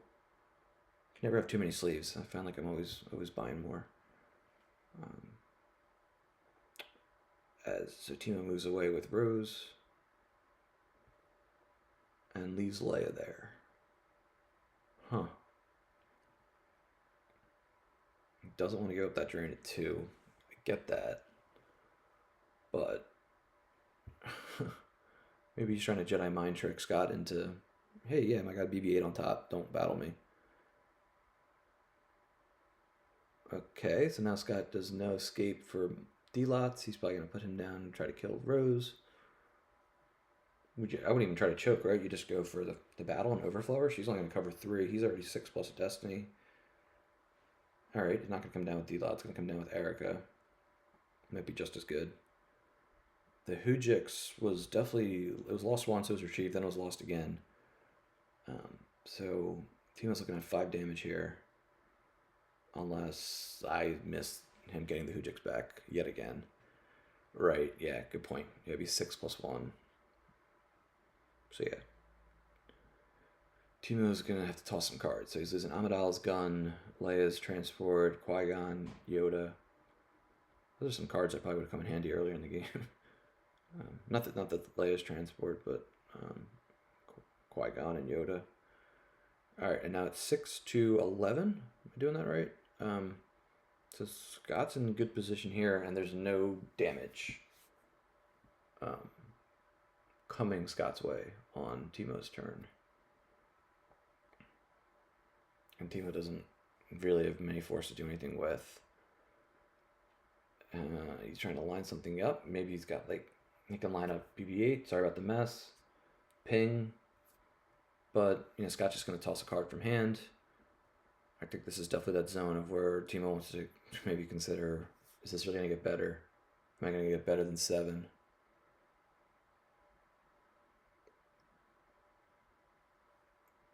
There it is. All right, Scott. Turn 12. It probably should have been pulled on like turn like 6. We get the battle. All right, so that retrieval's canceled. This has to be BB-8. We get the exclude, so yeah, it doesn't even matter anyway. RIP to the weapons display shield. Leia goes away, battle ends. So yeah, now this is not good for Timo, because now Scott's going to retrieve a card. He doesn't have 4 alarm anymore to kind of maybe try to cycle into some used interrupts to get some of those 4 cards back. I'm assuming Scott doesn't have any used interrupts in his hand right now. But maybe he does, because he still has, you know, he's going to have an opportunity to play them. Eric is going to retrieve a card. It's now going up to 8.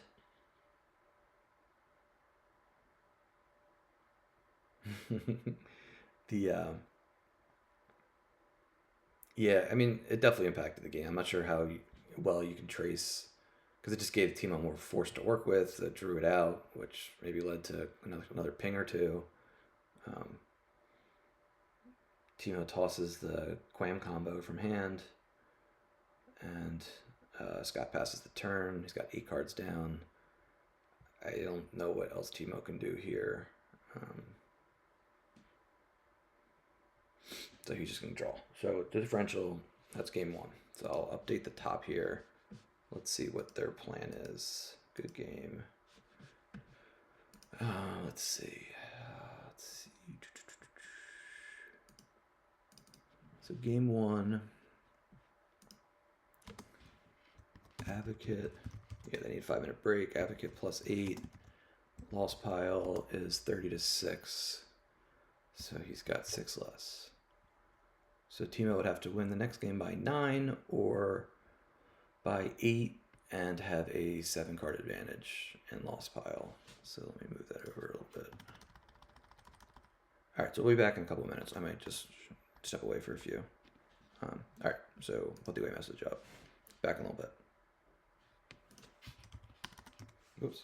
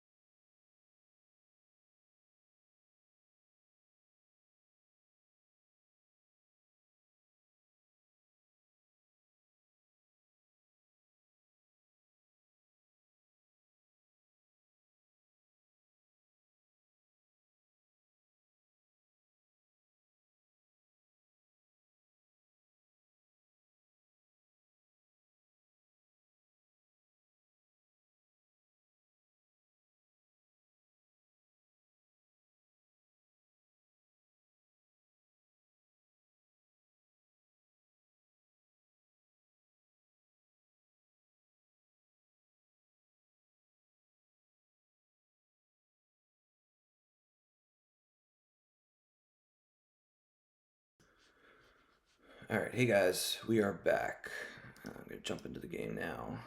It's firing off. So Scott won the first by 8. We are seeing Entanglements versus Hyperdrive. So this is Timo's like signature deck lately. I think he was 22-0 in Jaw was in love with it. When I think of Imperial Entanglements, I think of him and Paul Myers and probably Silverglen as 3 of the best recent players with the deck. Hyperdrive. This is bad for Scott. This is a brutal matchup for Hyperdrive. And actually, when I played Timo and Jaw was in love, he made like a little bit of trash talky, but he's a good guy and down to earth. More along the lines of like, there's like no way I'm going to lose this game. So this might be one of the closest like matchup losses there are. Unfortunate for Scott. Now maybe there's a way to do it. Maybe he's got some extra tricks, maybe like some under attacks, but there's a lot of reasons why this matchup really favors. And there I am. Let's see, am I back? All right, there I am. So this is game 2. Scott won the first by 8. His loss pile was 30. Timo had 36. So this, I think the errata that's coming soon really makes this matchup more even. One of the biggest problems with it, as we see Timo start off the game by pulling General Veers with Imperial Command, one of the biggest problems is battle deployment because it caps the destinies. So Hyperdrive's never going to be able to draw 2 battle destiny. It just never is, unless it's like floating an Admiral's Order for some strange reason. Whereas like General Leia helps out a lot of decks, but Hyperdrive can't play General Leia. So that's a big reason because you have a lot of cards like Rex, who adds battle destiny. You have Meditation. You have Lando with Axe often, who adds battle destiny on Tatooine. And then, Entanglements just has all these guys who could hide in walkers. So, you have Jedi Business down here, which pulls lightsabers, but lightsabers aren't going to be very helpful against an ATST or an AT-AT. So what I fully expect Timo to do here is just stack the junkyard. The only way that IE loses this is if Hyperdrive wins the junkyard and gets credit stacked pretty quickly. Yeah, of course, Tom Kelly is an excellent IE player, but he hasn't been super active. I know he played it during Worlds. And I know he played it like the lead up to Worlds too, and of course he does really well with it. But I don't think he barely played in the OCS in 2020. I mean, we're in like this weird world still where the only competitive play is online play. And hopefully we get through the lockdown and we can start doing live Star Wars again. And then hopefully we have a nice healthy blend of online competition and live competition. With them admittedly being, different. They're not the exact same game. But here we see the first turn. Timo gets out the Mos Espa Docking Bay, the Desert Heart. He's going to now pull another. And actually, what I've seen Timo do with this deck a lot is play it super aggro. And like I played it once as QMC, it just died. Like turn 2 I conceded because it just wasn't going to work. So he might do that here and just flip ultra fast. Maybe he's got an occupation. He probably has a barrier. He doesn't do that every game. It depends on what's in his hand. And that's probably what he's doing here, though. Because why else would you put Piet? So he's probably got a free Ozzel, another numpty for like 2, just flip, hold a barrier, and then just say, hey, go Scott. And now Scott's staring at 4 damage. Turn 2, and that's assuming maybe Timo even has an occupation in his hand.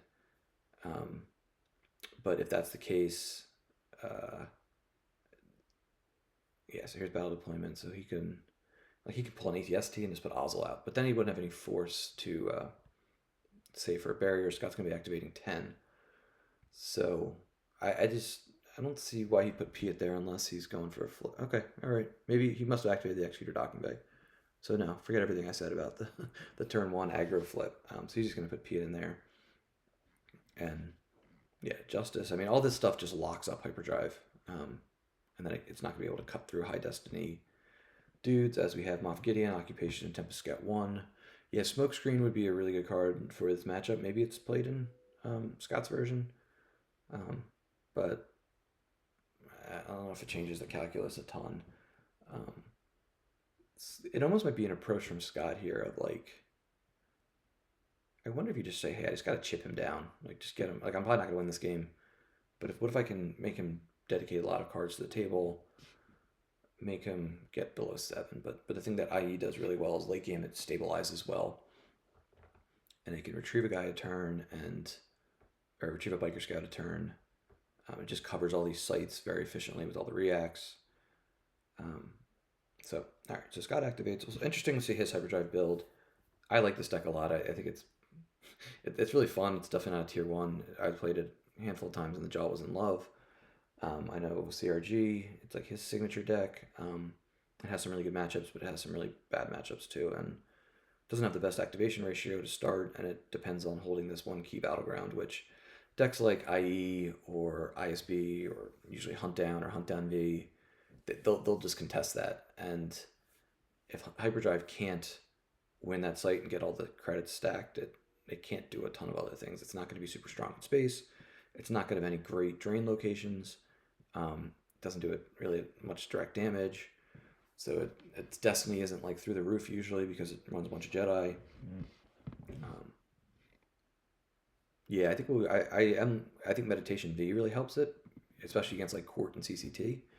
So I think it's a decent matchup, and any deck that can, if some of the rumors are that, not the rumors, some of the murmurs are like, hey, Court's there's gonna be a lot of scum after the errata and after the V14. Decks like Hyperdrive and Prophet with their I Must Be Led to Speak pulls are pretty good. Watto is getting hit because it's not gonna have that Mustafar pull chain, which really took it up a level as Scott just draws a ton here.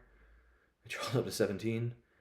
Timo's got 5 cards in hand. He's gonna drain for 1 here, and probably this is the thing with IE. It just thrives off having like.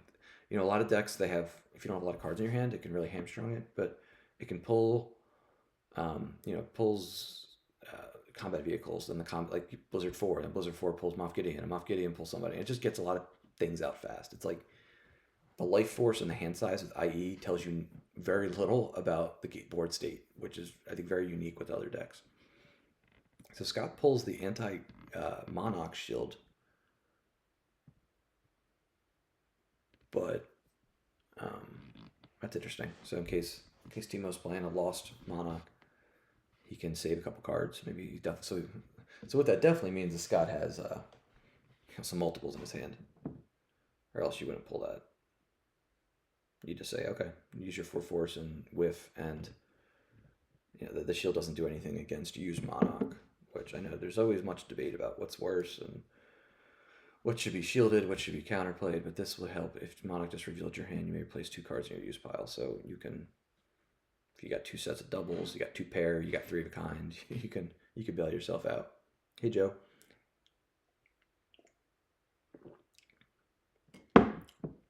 So I have the result of the first game at the top there if anyone's joining. Hopefully it's not covering up. I might be able to move it a little bit so it's not obscuring, but at some point it's going to do it. So you see Timo's got 5 cards in hand.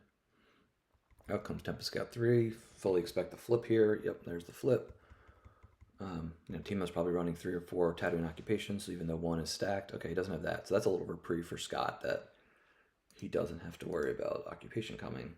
Let's show the world.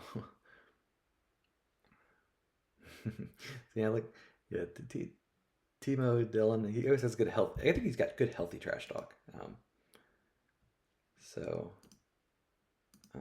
But yeah, with IE losing that Admiral's Order, it's definitely gonna get taken down a notch. Losing the Admiral's Order, Justice is getting blanked. It's getting replaced by a card that's much less powerful.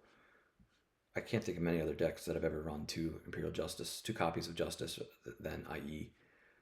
So losing the Admiral's Orders. Is there any other hits? I'm trying to think if there's any other hits to IE specifically, but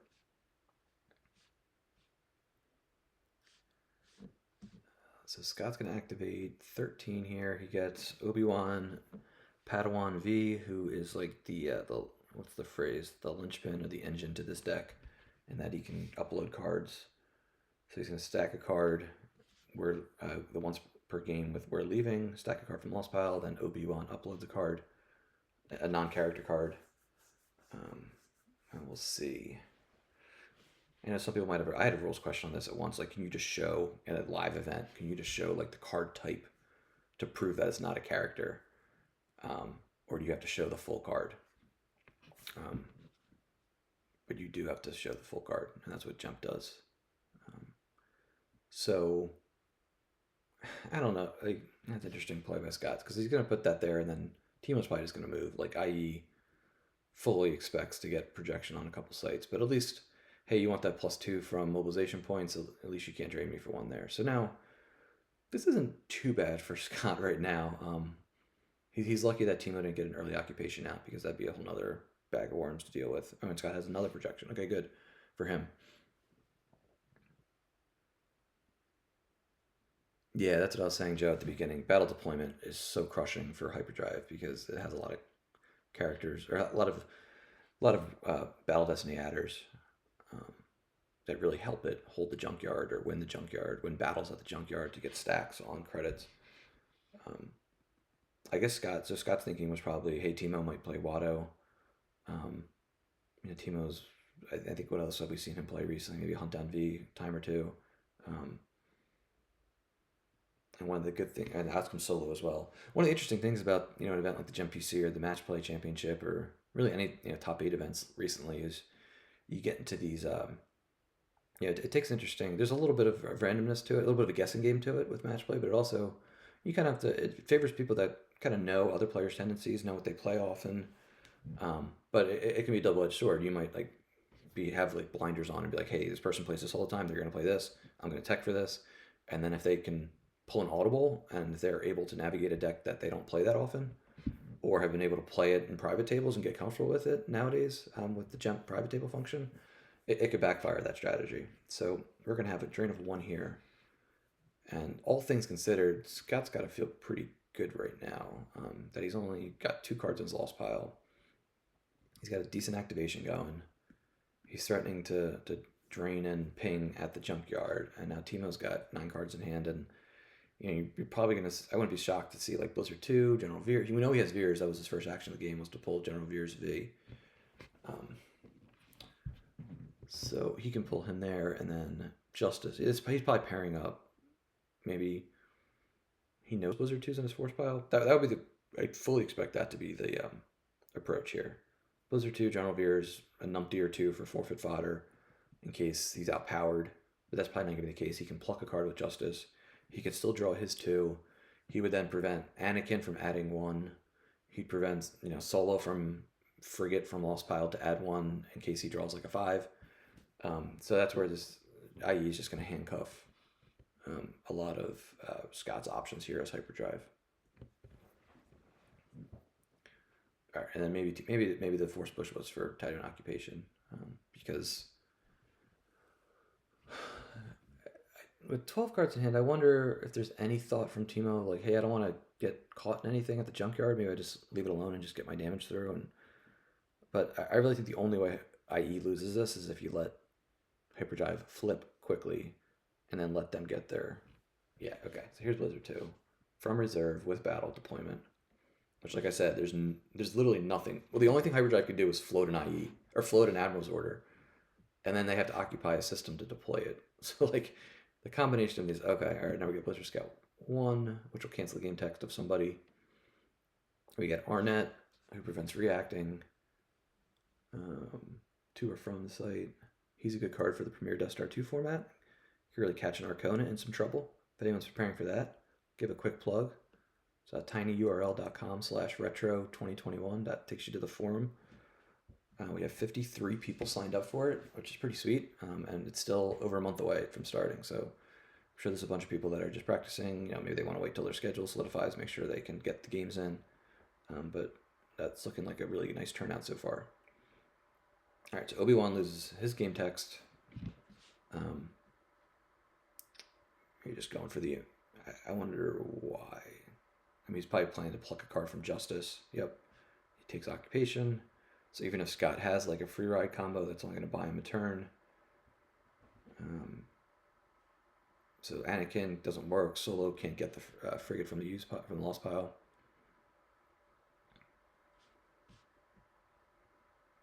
Maybe it wasn't in the reserve. Why didn't he get a saber, CRJ? So Timo draws a 1. If Timo draws low here, that could really All right, so 5. So he's got to lose somebody. That's not a surprise. Solo doesn't have any immunity. There's no way Scott was going to have to lose nobody here.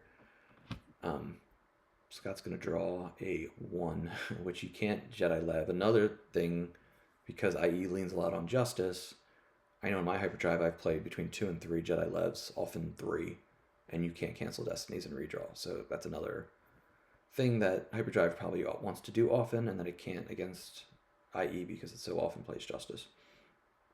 So Scott can either lose like Anakin or Obi, he's going to lose Solo. So that signals to me that he probably doesn't have another Obi or Anakin in his hand.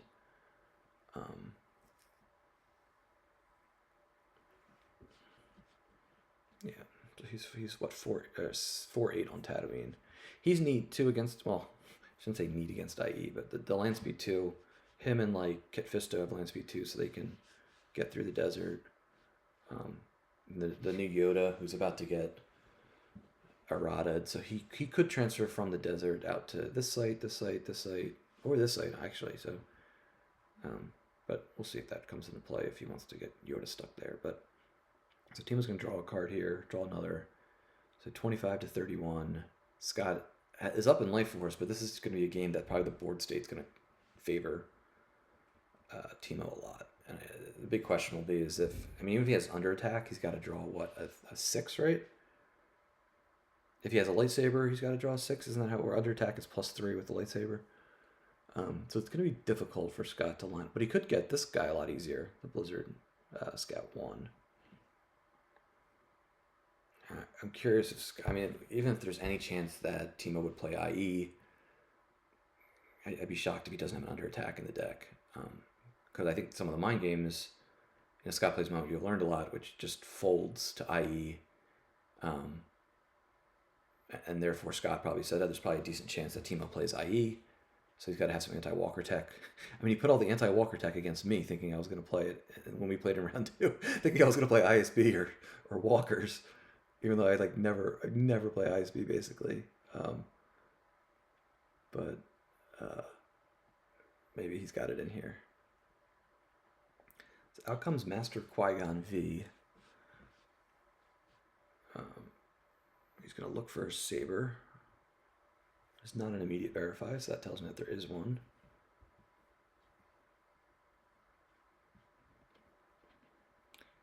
And I'm wondering what his plan here is. So he's going to have some tricks, or else he's probably just going to, you kill Piet? And you're not, there's a very, very low likelihood that he's going to stop a ping from occupation, because he's not going to clear both these guys unless he's got a smoke screen would work, because that'd be 7. Piet's only 4/6, but that's assuming he doesn't react, which he probably is, because he's probably going to react, and then he can add a Destiny with Tarkin V, because he's with another leader, with Piet. So I'm not sure what Scott's game plan here is, but he gets out Anakin's lightsaber V. Alright, relatively unprotected, which can't react. But here's the fun thing about entanglements. There's usually always usually you need answers for like at least 2, sometimes 3 different forms of reacts. Like he might have Tempest Scout 6 in his hand. He might, obviously you can move with Tempest Scout 3. Oh no, well yeah, this is something I learned playing ROPS in Premier Death Star 2. The non-V Tempest Scout 3 can only move as a react, I think, on Endor or to a forest. So it's not as good. And it might, I think the Perm Pilot on the non-V is ability 2. And this would protect it unless this vehicle hits. So this protects his other ones from under attack. You're not going to see many artillery or vehicle weapons nowadays. So Boss Nash's chambers come out for 2, so it gets Scott's activation up to 18. I'd be tempted to almost wonder, is that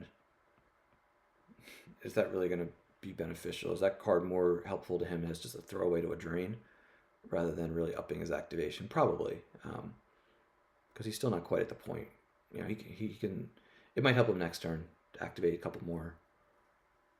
But once you get to like the mid game, sometimes like your activation, if you're already getting a decent amount, it's not that valuable. So something to note here. Well, hasn't really been a reason to do it. Battle Order's not out yet. And the one thing that IE can do, it can sometimes shield bust. as Scott initiates battle here. He's probably going to want battle order. So Scott has the answer. All right, so he's got 2 react answers with relatively unprotected and Nestlor.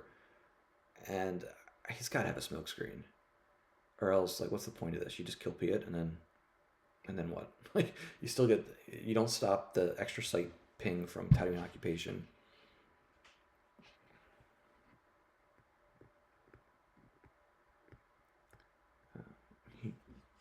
I mean, he's gonna have to pay 2 to move anybody. Sneak up, sneak attack. To add a destiny, so now presumably there's gonna be no justice pluck.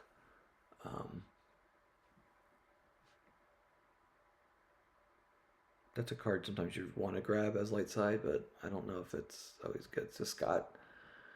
Alright, this is interesting. So we're going to play Sense. So there's a 1. But now he's going to lose 3 cards in doing that. He's going to lose 3 cards, which may or may not stop him from getting some overflow, because Qui-Gon's fully immune. He's hoping that Teemo doesn't draw like a 4/4 and he draws something that he's got to peel a few. Maybe even more reason why he might have a smokescreen here, because nope, he just draws a 5. So I don't like that play, because Scott spent 6 force with Qui-Gon. He's burning 3 force with the Sense against There's No Try, and he's not even going to stop the extra ping from Tatooine occupation, because he's just going to lose Piet. I would have rather had that Nestlor for another key react canceller, because that's a precious card against IE. And, you know, Teemo's got 3 cards in hand, but he's flipped, so he could find another numpty. Okay, all right, maybe I should shut up, because all that was a plan to flip him back. But it still doesn't mean he didn't need to battle, though. Because he could have just put Qui-Gon there and then still done this other thing. I mean, so he's going to abandon the junkyard here, it looks like. Scott can move Ovi and yeah, okay, so he can flip him back, but it's still, I don't understand why he did the battle. Just to kill Piet. Like, that doesn't really, he could have used that force and saved the 3 in the Sense for other stuff. Like I said, like react cancelers are very valuable against IE, so you really want them for like a tide changing moment where you might, maybe you do have some things lining up that you can eliminate. Maybe you have an EPP Chewie or Bowie that you can actually hit something. So that's a situation where you don't want to allow him to get a react. A lot of talk in the chat, so let's see. Why don't get us? He can't leave those guys there, but yeah, he could have done that even without the battle. He starts to get pinged. Yeah, exactly, Joe. Like he had 3 nice cards that could really get Teemo into a trap.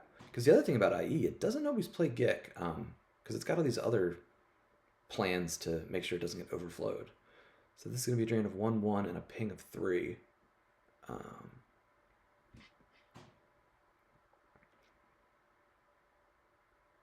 Yeah, so I played Prophet a decent amount. I did this in my replay when I did my stream of reviewing my OCS losses.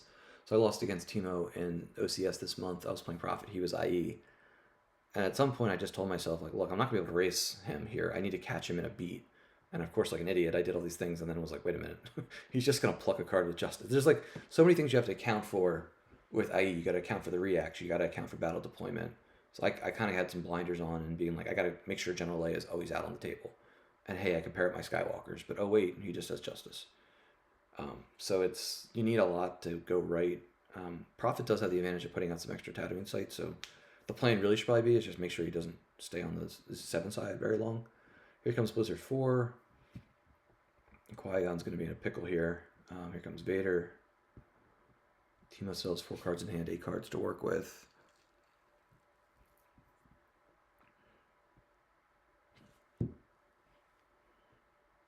At the very least, you know, Teemo's just going for some battle damage here. Make Scott make a decision of peeling or not.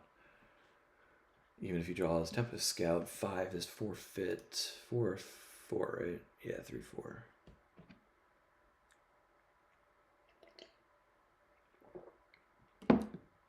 So, why didn't Teemo battle here? What am I missing? Like, that's a lot of overflow, or you kill Qui-Gon, one or the other. Uh, I don't know why he did that, unless he's just playing really conservative. Maybe he is afraid of like a dodge, or I have no idea. Um, but see, this might be the one way. All right, so we get some moving around here. Um, like this might be the one path for Scott if he can just force Timo to just kind of do this stuff, put cards on table, and but like I have no idea why Timo didn't battle there. What am I missing? Outcomes battle order. Did he P scan the Blizzard 4? Is that what I missed? No, because he uploaded Vader, so that didn't happen. Yeah, it's -1 unless there's what, a smuggler or a scavenger or a thief or no, that's oh yeah, there it is. Unless you're a smuggler or thief here, it's upside down. Huh. So yeah, Scott can pay 3 to drain 2, which he's got to just chip away. He's got plenty of force to work with. Against Tarkin's orders, that's a grab, right? Has to be a grab. Scott does not grab it. I don't know what he's planning to grab it for. Trample or command? I would absolutely grab Tarkin's orders there.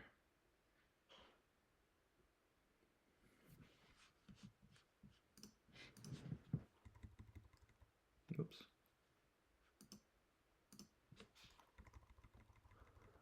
All right, and then he pays 3 to drain for 1, and Timo loses a card that he's just going to retrieve.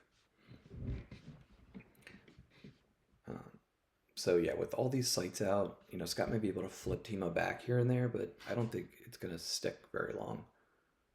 But if you can just force him to do it, it bails him out on the occupation damage. So Scott's got 12 force now. If he paid 3 to drain 1, that means he probably doesn't have a lot of other things going on. Here comes Wrecking Royal Starship, presumably a landing claw. Yep. And another thing, yeah, because IE doesn't always play Gick. You know, the Gick combo cancels landing claw. You often don't see. I mean, people that play IE a lot more than I do might think that how badly does IE need a landing claw canceller? Does having that canceller in there change the win condition a ton? But if you're gonna play the Gick anyway, the Gick combo probably makes sense. So we see Val come out to the outskirts. Interesting card. She cannot target a vehicle. And that's a fun fact that Val is going to be the foil for the GEMPC. So I announced the top 8 get one of her each, and then I randomly selected 10, and that's on the form of who exactly won it. So those have been accrued. I don't know, what is Scott doing? So he's going to flip him back, but now Val can't. So no, he can't. It only costs 1 force now. And that actually. So, all right, so now we're going to do the giveaway for the second box. So as I talked about in the first, we'll do one in this game. We have these Hyper Phoenix boxes, courtesy of KMC Sleeves USA. So this one I won't do another an equivalent for the replay. So we'll just do, I'll ask you a trivia question, guys reply in the chat, and then I'll ship it out to you. So Chris Kelly won the first one, which was name 2 information brokers that are not aliens. And I think he wrote Galen and Cassian. Yeah, I don't know why Scott landed. I guess he's thinking, hey, I'm not getting hit by occupation. I'm not getting hit by a drain there. But, like, I don't know why he did that. Because it's not, like, even the landing claw cancelers are usually during the move phase.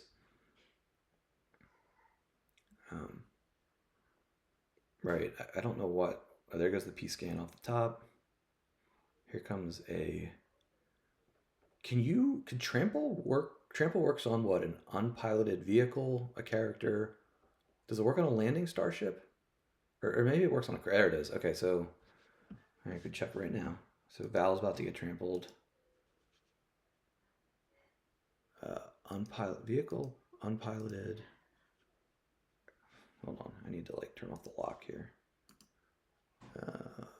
Crashed vehicle, unpiloted vehicle. So yeah, it doesn't work on a landed starship.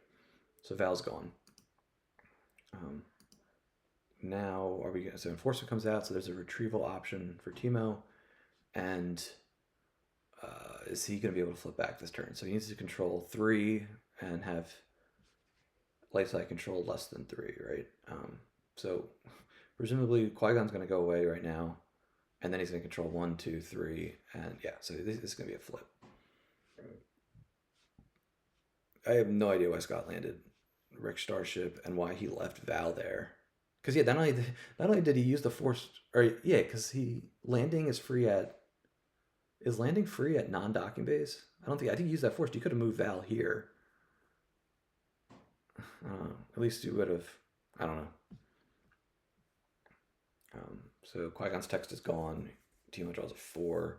Scott's gonna have to lose Qui-Gon here, and then still probably peel some unless he's got a Hujix.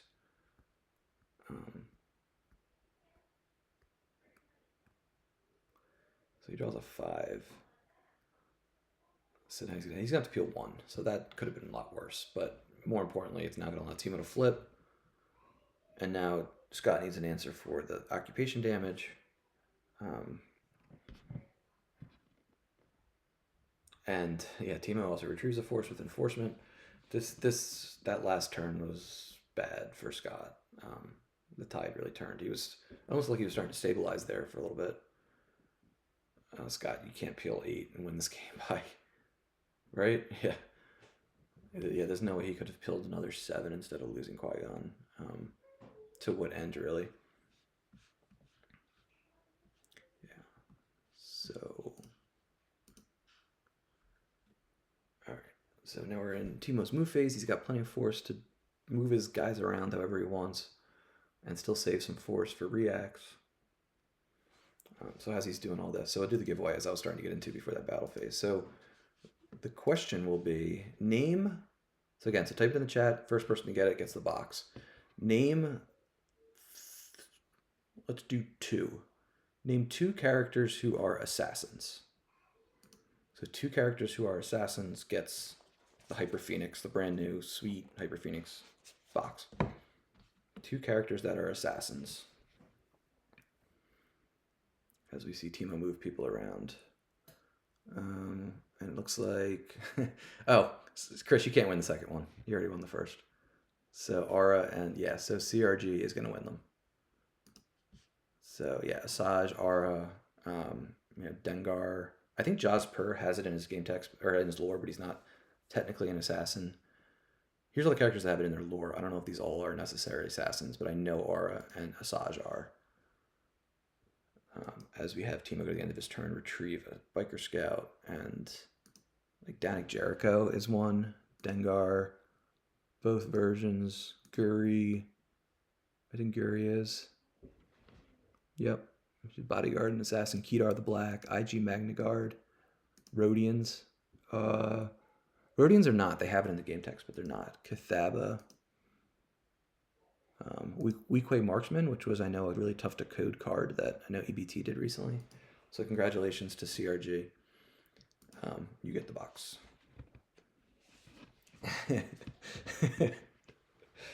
Oh, I'm laughing at Chris's comments. All right, so, so now Scott's in a bit of a pickle here. So he's up in life force, but the board state is bad. Teemo's got 4 occupation queued up, plus a drain of 1 at the system. Scott has, 16 force to work with, but he's not doing any damage, and he has only 4 cards in hand. So. Hey, Ava. All right, hold on, guys. 1 second.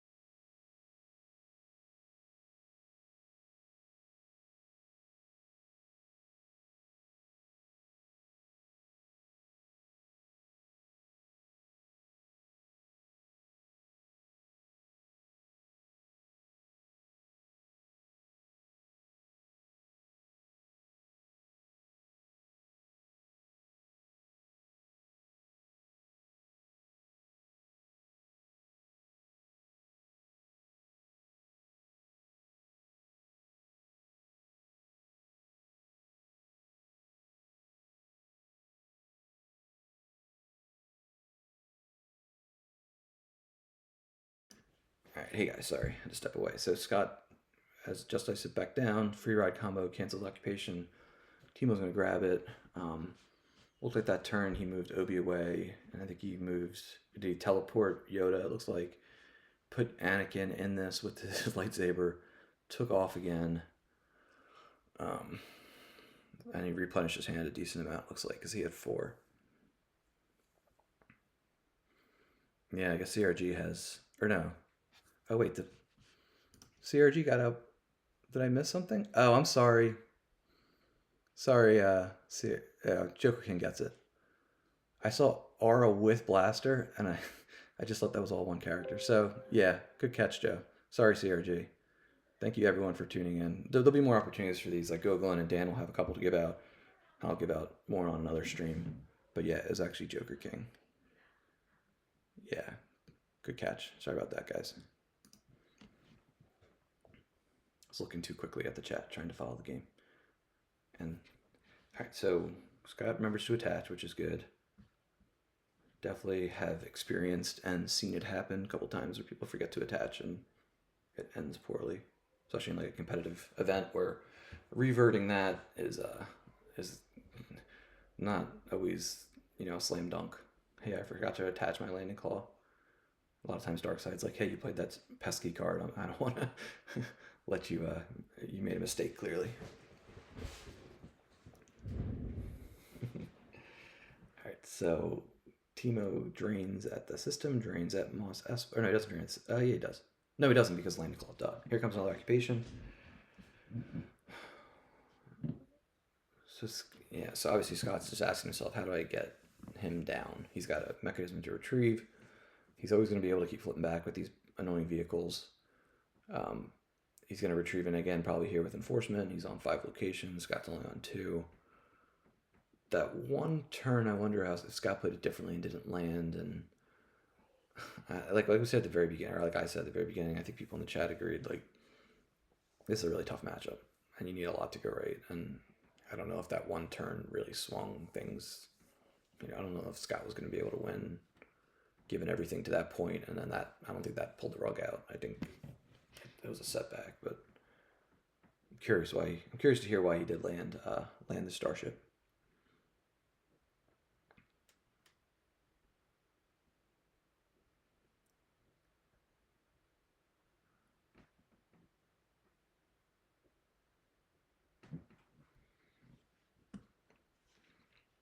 So both characters go, but Teemo gets a retrieval because he won the battle.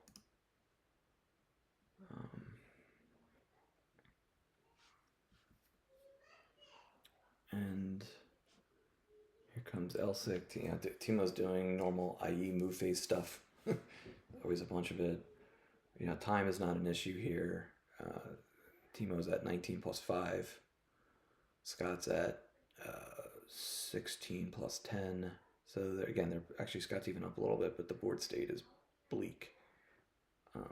And it's not even like Scott can just keep chipping away because Teemo's got 2 different ways to get cards back. And plus he's got 2 cards on Justice he can pluck. He can punt something special. Like, he just has a lot of ways to get cards back.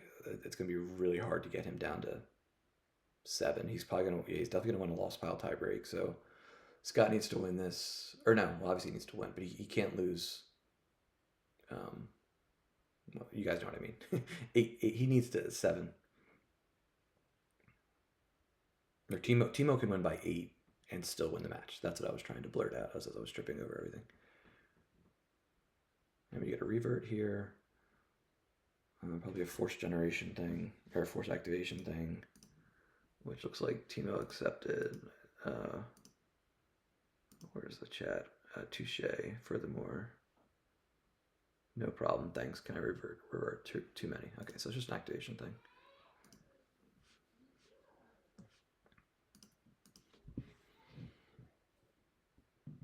Let me get the chat back. All right, so Scott activates, detaches the ship. Padme comes out, so she can add attrition. Now that would be a game changer. If he can somehow... Oh, he barriers. Okay. Because this is what? Elsic covers 5, Ozzel's 6. I mean, Scott would need to go like 6/6. Is that right? To clear the ship.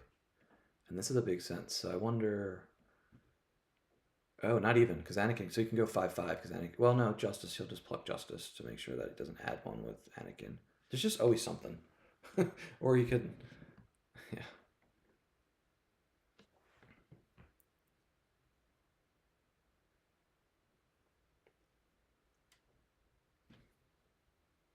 Looks like Chris and Joe in the chat are talking about how bad light side is. And you guys are playing. You guys know when you're going to be playing your match? Still kind of up in the air.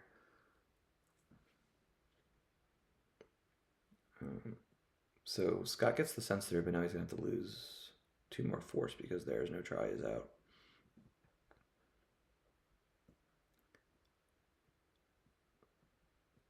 So obviously Scott needs that. He can't afford Parry to get buried. That might be his one out here. Might be to if he wins the system, that would go a long way. Winning the system in IE is huge, but he needs, like we said, he needs 5/6. Or no, 6/6. He covers 5, he covers 4, or he covers 6. So yeah, to eliminate the ship, he's got to draw 2 6s, which to get through the Justice. Maybe Scott's doing what I did and not accounting for Justice. Plucks there, prevents Anakin from adding 1 to the 1 battle destiny he's going to get.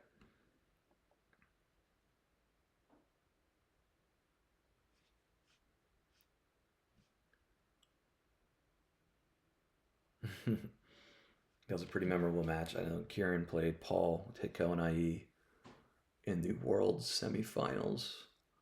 And that was the one when Hitko and Kieran came back, I think, and won by like 23 or 24 or something. That was a pretty wild game.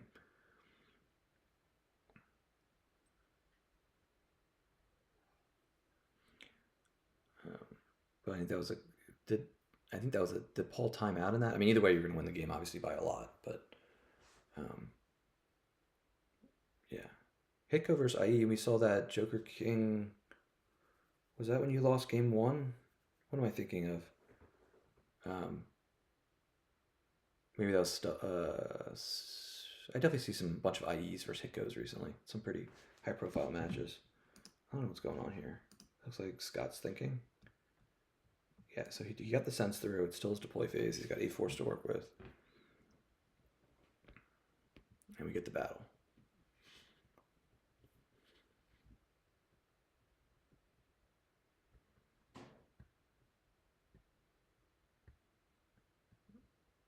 And of course, Timo grabs the card with Justice. And he draws a 4 for Battle Destiny. It looked like, yeah. Okay, so Scott did remember the attrition, right? He'll draw that after. Timo draws a 3. He could redraw it. Oh no, he can't redraw it because of Justice. And then Scott draws a 5. So he's going to kill both pilots. But, of course, this is the other thing about IE in the late game. Even if you might see a little hole here, hey, maybe I can win the system. Maybe I can. He's got all this stuff on the ground. He can just shuttle up. Devastator can hold 2 vehicles, so he can bring that up as a fodder. Because of mobilization points, he probably pulled. Maybe I missed it, but he pulled a flagship executor. So the IE player just sits all game holding that if and when they need the executor. That can't hold any vehicles, but it's still a lot of fodder, a lot of power. Scott peeled up card, I think, right, for battle damage. He lost an extra Anakin from his hand. So, like, there's no way. Like, that was the one opportunity. He needed to draw super duper high.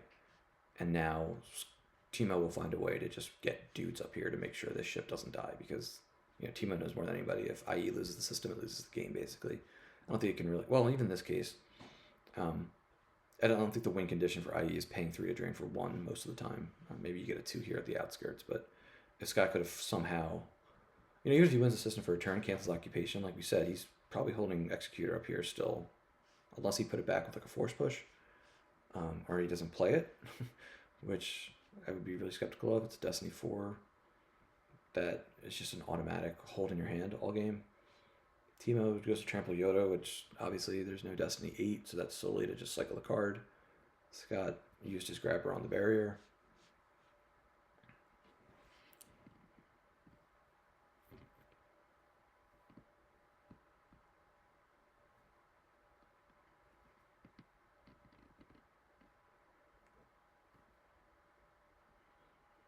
Yeah, that was one thing we were talking about. Just um, it does look like there's not many like light sides that are getting buffed with the errata and the V14, but I do think it's going to be, anytime there's a new set, you don't really know. I mean, people can speculate, people can have strong speculations, but everything just kind of gets shaken up a bit. And some changes. I know Decide talks a lot about like changes at the margin can tip things a lot. So a couple different things as Scott takes 4 Force Loss here to Occupation. So I'm excited for the new meta. But I try to go in with like an open mind sometimes of like, what do we really know this is going to be the case? There's just a lot of things that are changing. So maybe I'm being a little naive and a little optimistic, but I don't think things are always set in stone. And that's kind of the fun, is figuring out what are the popular decks, what are the strongest decks, what decks do I need to tech for?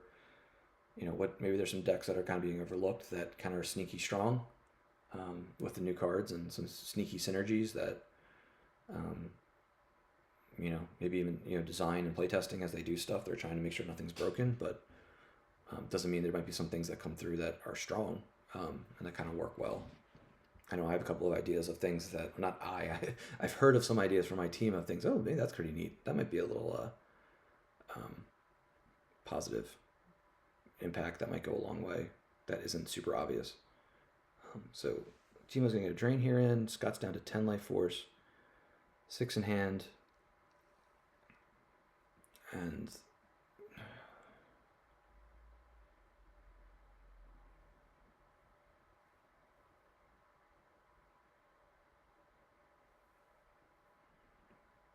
yeah, Diplo and watch your step. I know Adam, Echo Base Trooper, will put the stats out like you did. Um, in 2020, Diplo and Watch Your Step both did really good in the February OCS.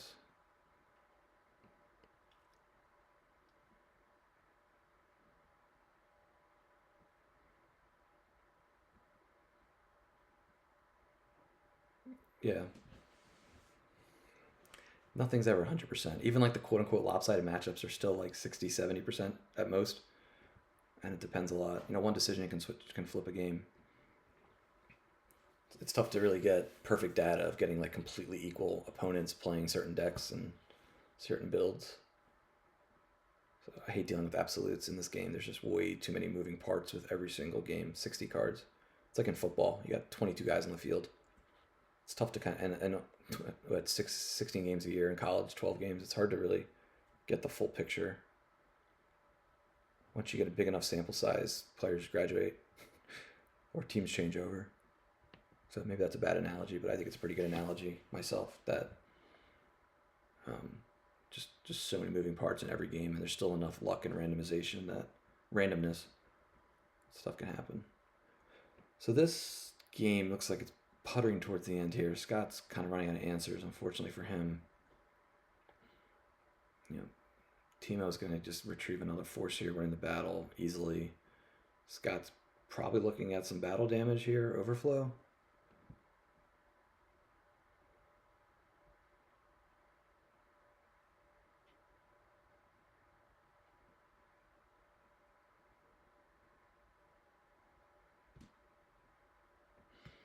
Here comes. Yeah, I don't like dealing with absolutes in this game. There's, like I said, there's just way too many factors in every single game, every single matchup. Every single people are all sorts of skill levels, experience levels with decks, and if certain decks were just super strong, everyone would be playing them. But some people just their comfort levels or their preferences for things. Although I think we got dangerously close to that with Hunt Down V and Hitgo. I think people are just like, this deck's so strong, I gotta play it. I can't afford to play anything else. So they were very, very, very popular the last 4 months. So Yoda goes away. I guess. Here comes Walkling. He's going to get Yoda back. Looks like Timo drew pretty low there, so Scott didn't have to peel. But he just doesn't have any options here. He's got no potential for battle damage here. He's going to just shuffle guys around to make sure he's got enough fodder up here on the Devastator to make sure he doesn't lose the system.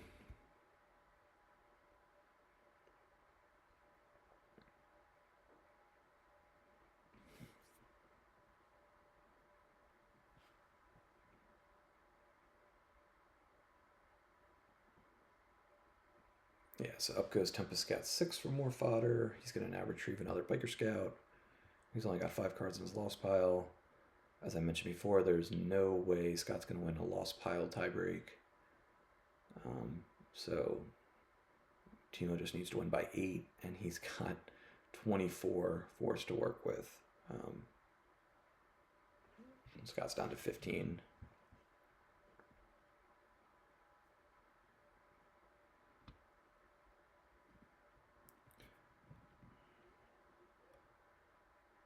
All right, so good on the end. I think we're getting pretty close to the finish line. Looks like Timo's going to advance. Not to count Scott out. Maybe he's got a couple tricks left, but here comes a trample, immediate trample. And the other thing about IE, it kind of filters. It doesn't really play any mains really besides like Vader and Thrawn, who are both they're pullable via Blizzard 4 or via command.